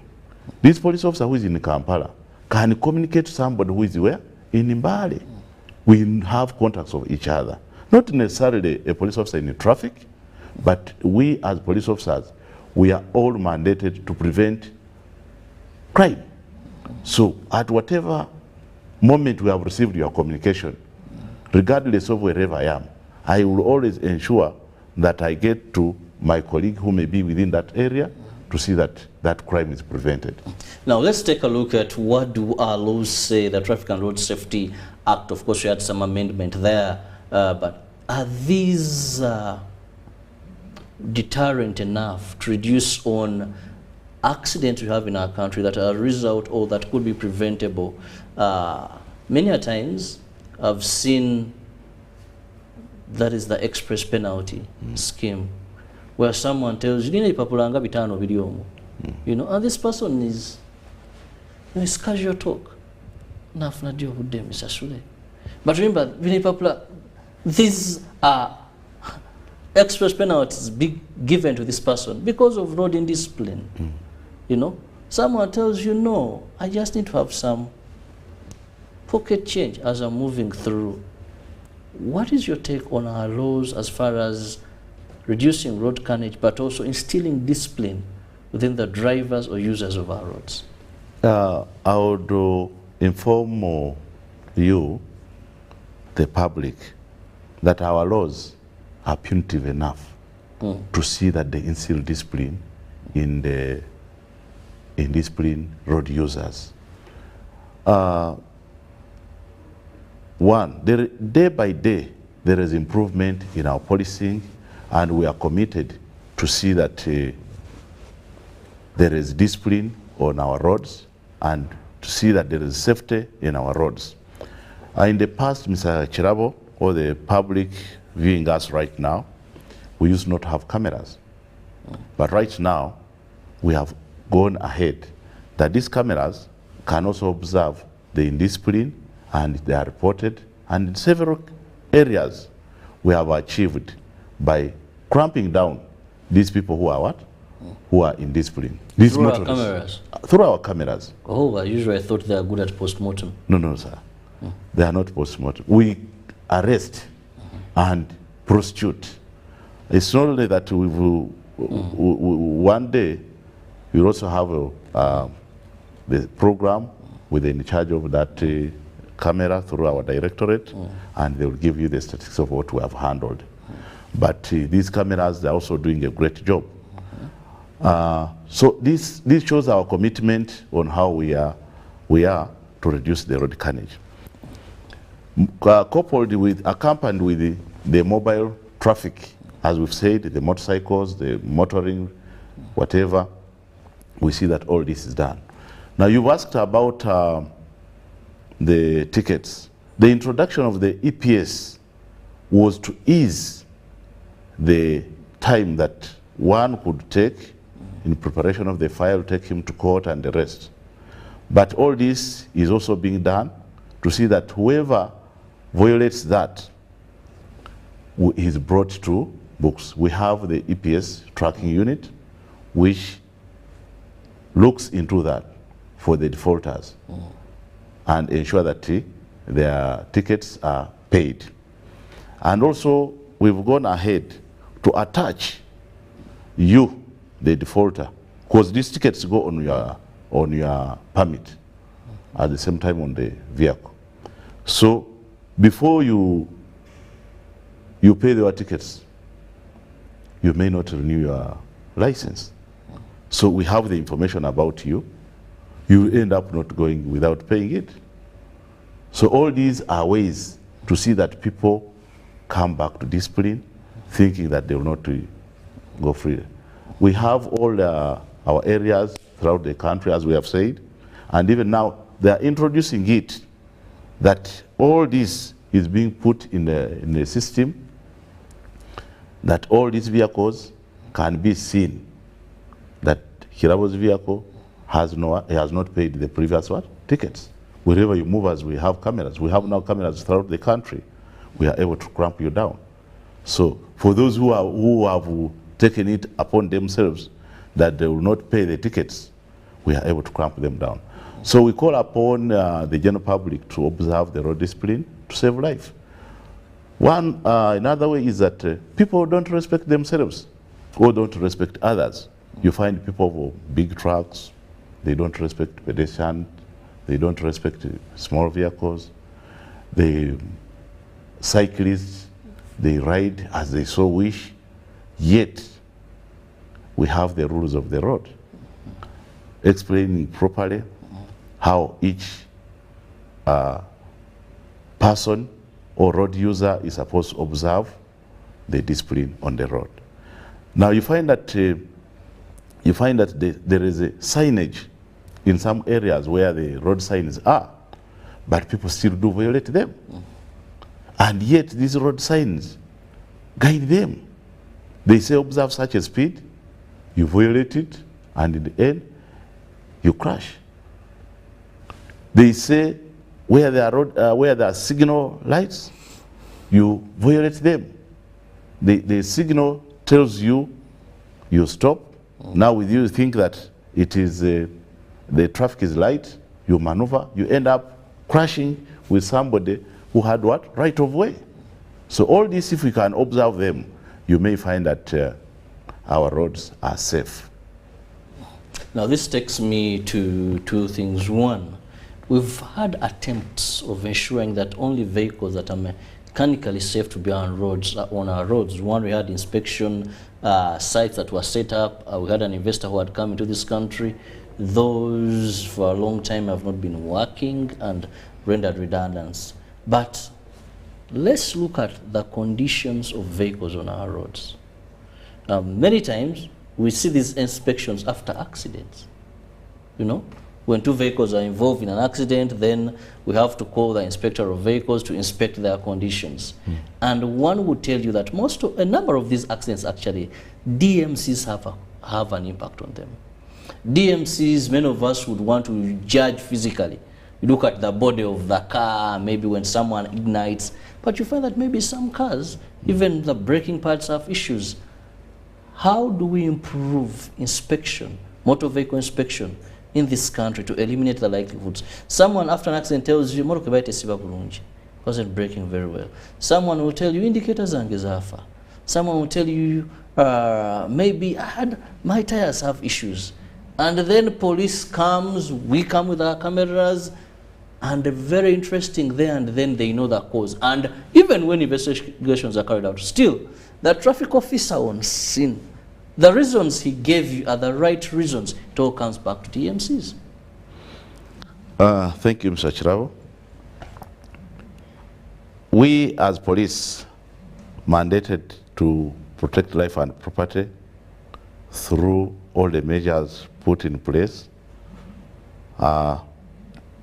Right now, the traffic police normally don't wait for these accidents to occur, as you've put it, before we come in to conduct inspection.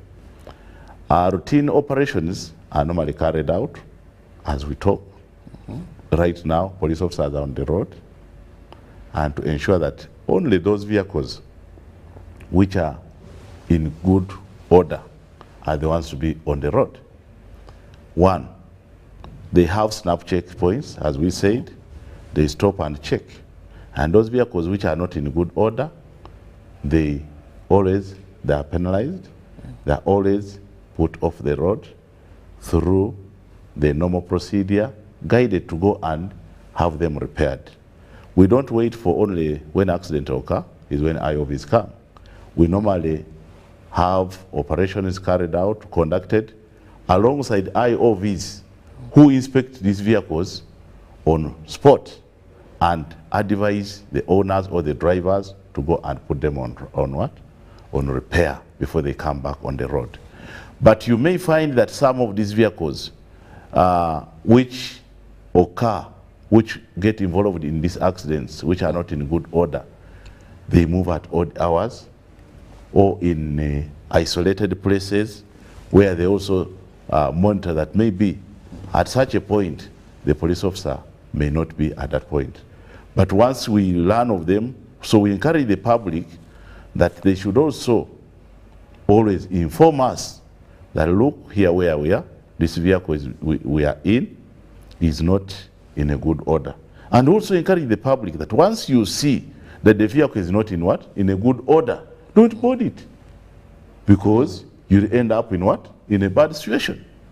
And also encourage the owners or the drivers of these vehicles to put them right before they bring them on what? On road. Because if they don't put them right, at the end, it will be costly for them when they end up in a situation which is wanting. Still looking at factors of indiscipline on our roads that have caused quite a number of accidents, we now want to look at a current trend that is eating our roads. This is issues of sirens. I don't know, when I look at the law of Uganda, there are specific categories of people that have right of way. Emergency vehicles, the president, vice president, speaker, deputy speaker, chief justice. Actually, I don't even see ministers in that realm. The law does not put ministers there. Today, I see a number of Ugandans, sirens have become sirens.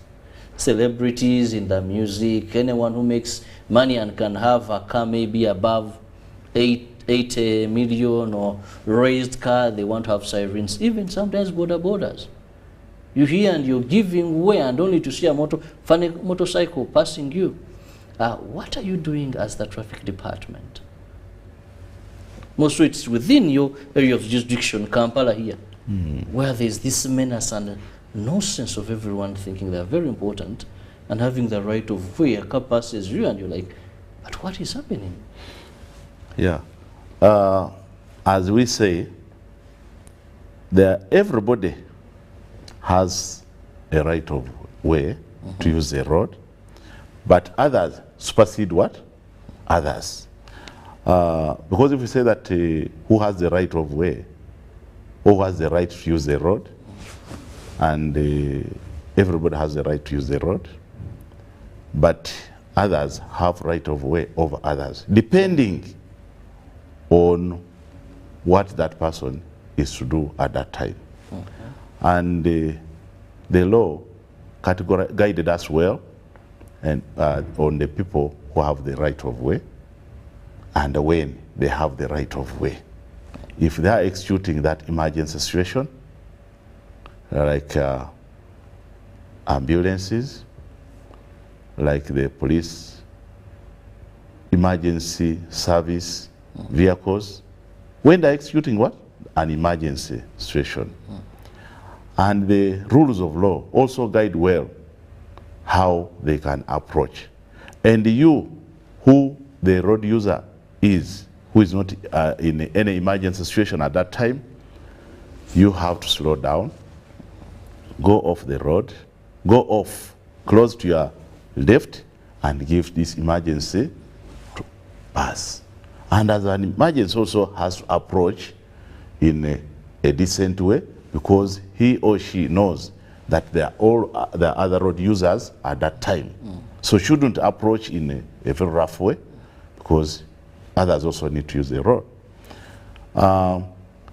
Then we saw that the head of state, we saw that the military convoy, we saw that the speaker, we saw those who fall in that category.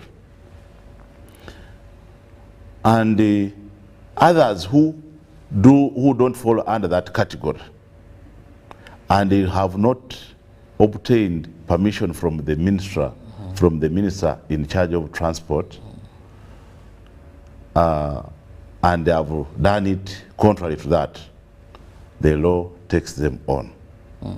And as I earlier said, that some of these people, they commit offenses in a stealthy way, where they are not seen or heard. Now, Mr. Kirabo, you may find that where you have passed, where there are no police officers, this man behaves contrary to that. And then, where there are police officers, he behaves again in what? So this siren, he may use it, he may have installed it stealthily without our knowledge. And when where he will use it, where policemen don't see him or hear him. But as I told you that we are on crackdown on that, and we also encourage you to report such cases, you quote the number, so that in our routine operation, we may look out for that. Or we also blacklist it in our cameras, so that they monitor the movement of such a vehicle. Wherever it is, we can communicate and know that such a vehicle is what? Is wanted for such and such an offense. We'll clamp it down and check on it. Because they don't use those sirens when we have known. And when we get them, we subject them to the inspection, and we subject them to courts of law for the offenses they have committed. Yes. Fande Israel, do you feel you're in charge of traffic on our roads as traffic officers? Reason being, many times we've had situations where some traffic officers, some have received slaps. We had one who was shot in the leg. We pray for smooth recovery. Some stop Ugandans today. Someone just moves on. Many times you've seen police officers complaining that, well, other vehicles, other security agencies, individuals, some feel they are more important. Do you feel the traffic department of Uganda Police Force still has power, command, to perfect or perform its role? Or have you been overtaken by other institutions? Do you still have that integrity, or has corruption washed it away from the authority that you had to perfect your mandate? No, we are still in charge. I assure you that we are in charge of the traffic. We are in charge of the roads. We have not failed at any one moment, and we still perform as we are mandated. I would like to bring it clear to you that there is no institution which has undermined our execution of our duties. But there could be some individual characters who behave contrary to what is expected of them. That one cannot be counted on the institution. No. Ever stopped someone and just drive off? Like any other person can be indisciplined. But that one does not mean that we've failed to be in charge. There are perimeters that can be taken. If I stop you, Mr. Kirabo, and I realize that you have committed an offense, first of all, if I stop you and you fail to stop, it is an offense. As a prudent police officer, I'll take action against you. I'll quote the number, because I will have seen it. So, and we put you wanted. At one time, the vehicle has a registration number. I know the time. I know the place where I've stopped you from and you have not complied. I book you on, and we list you, we blacklist you, we get you. It is upon the person who will be arrested in that vehicle at that time, who will tell us who was driving that vehicle at that time, who failed to stop. And also, URA has the particulars of all these vehicles. I fill the form, which we have at the station, and get to know who is the rightful owner of that vehicle, and I can get to know, and I close on to you. Your contacts are there. So we have not failed to carry out our mandate as police. Let's look at integrity of the police traffic department in our country today. Are you proud to be a member of the traffic force? where day in, day out, incidents of corruption are on an increase. Today, a Ugandan will tell you that, no worries, Robert. Let's just get change. Many of these accidents that we're talking about today, people have attributed them to corruption, increasing corruption in the traffic department of police. What's your take on that? I have no regret to say that the police is a disciplined force. We are a disciplined force. And we've put up measures to clean the indisciplined ones amongst ourselves. We have the professional standard unit. We have courts, disciplinary courts within ourselves at districts or divisions to see that whoever is indisciplined is brought to book. As we say that if one person is indisciplined, doesn't mean that everybody in the institution is indisciplined.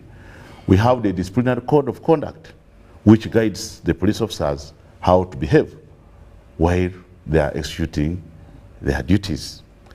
And the public is always urged to report such observations of indiscipline among our officers so that we come up and clean up the indiscipline, because it is not part of our behavior to behave contrary to the disciplinary code of conduct. Well, in the interest of time, Afande, let me have your final remarks to the public there regarding safety on our roads and ways how best we can prevent accidents. As we've said, that the causes of accidents on our roads: don't drive while distracted, concentrate on the driving. Have all other issues, mostly like attending to mobile phones, texting messages, those things can cause accidents. Observe the road signs. What are they communicating to you? Avoid destroying these road signs. They may help you or they may help another person to save life. Have vehicles on the roads which are in good condition. Some people avoid checking their vehicles, maybe the pressure, the oil, those small tips can save you a lot. Avoid driving when you are fatigued, when you are tired, when you feel exhausted. Take a rest, or inform of your unwell condition to continue the journey. And also plan your journey early enough to avoid rushing. When you avoid rushing, you'll have avoided crashing. And always be patient. When you avoid being impatient, you'll have avoided being a patient in the hospital. So plan your journey early. Avoid being impatient. Avoid being in the rush in the roads. And respect all other road users when you are in the road. In this we shall have avoided our road carnages. And also promote good lane discipline in the road. Avoid cutting in the road. Observe junctions when you are joining the road. Know that there can be somebody who is already on a main road. When you are joining the road from a minor road, you are joining from a minor junction, entering the main section of the road, always be observant of other road users. If you are a pedestrian, before you cross the road from one point to another point, ensure that you are safe. Observe, look right, look left, look again, see that it is safe for you to cross. Or cross from points which are marked. For instance, in build-up areas, there could be marked areas for pedestrian crossing, cross from the good point. to avoid cutting in busy junctions, which puts your life at danger. So with that, when we do that, you'll find that we are safe. Thank you so much. That is Afande Israel Wambesho, who happens to be the Deputy Traffic Commander at Kampala Metropolitan. Like I've always said, you're the only sober person on the road. And it is you to protect other road users. And to our traffic officers, integrity must always be key so that we have deterrent punishments as stipulated in our laws for those who commit these offenses. Otherwise, corruption is one of the areas that we must seriously address within the traffic department. And Mr. Kirabo, the giver and the receiver, they are all held responsible. You, if you induce me to receive, you are also held responsible. But if you refuse to receive? And I have... According to you, you say no. You are not supposed to, because if you induce me to receive, you have committed an offense. And me, if I have also received from you, we are both held responsible. We are both held liable for the offense we have committed. So let's all be patriotic in the struggle to end corruption within the traffic department, but also to save lives, because corruption is one of the areas that has led to this road carnage on our roads. And corruption does not mean only receiving money. No. It can also be any form of which may divert me from doing what? The right. Well, Ruben is already here to take us through the world of sports. Have a lovely day. Go for that vaccination, please. In case you haven't, if you had only one jab, please go and get your second jab and the booster doses. Have a lovely day. God bless you.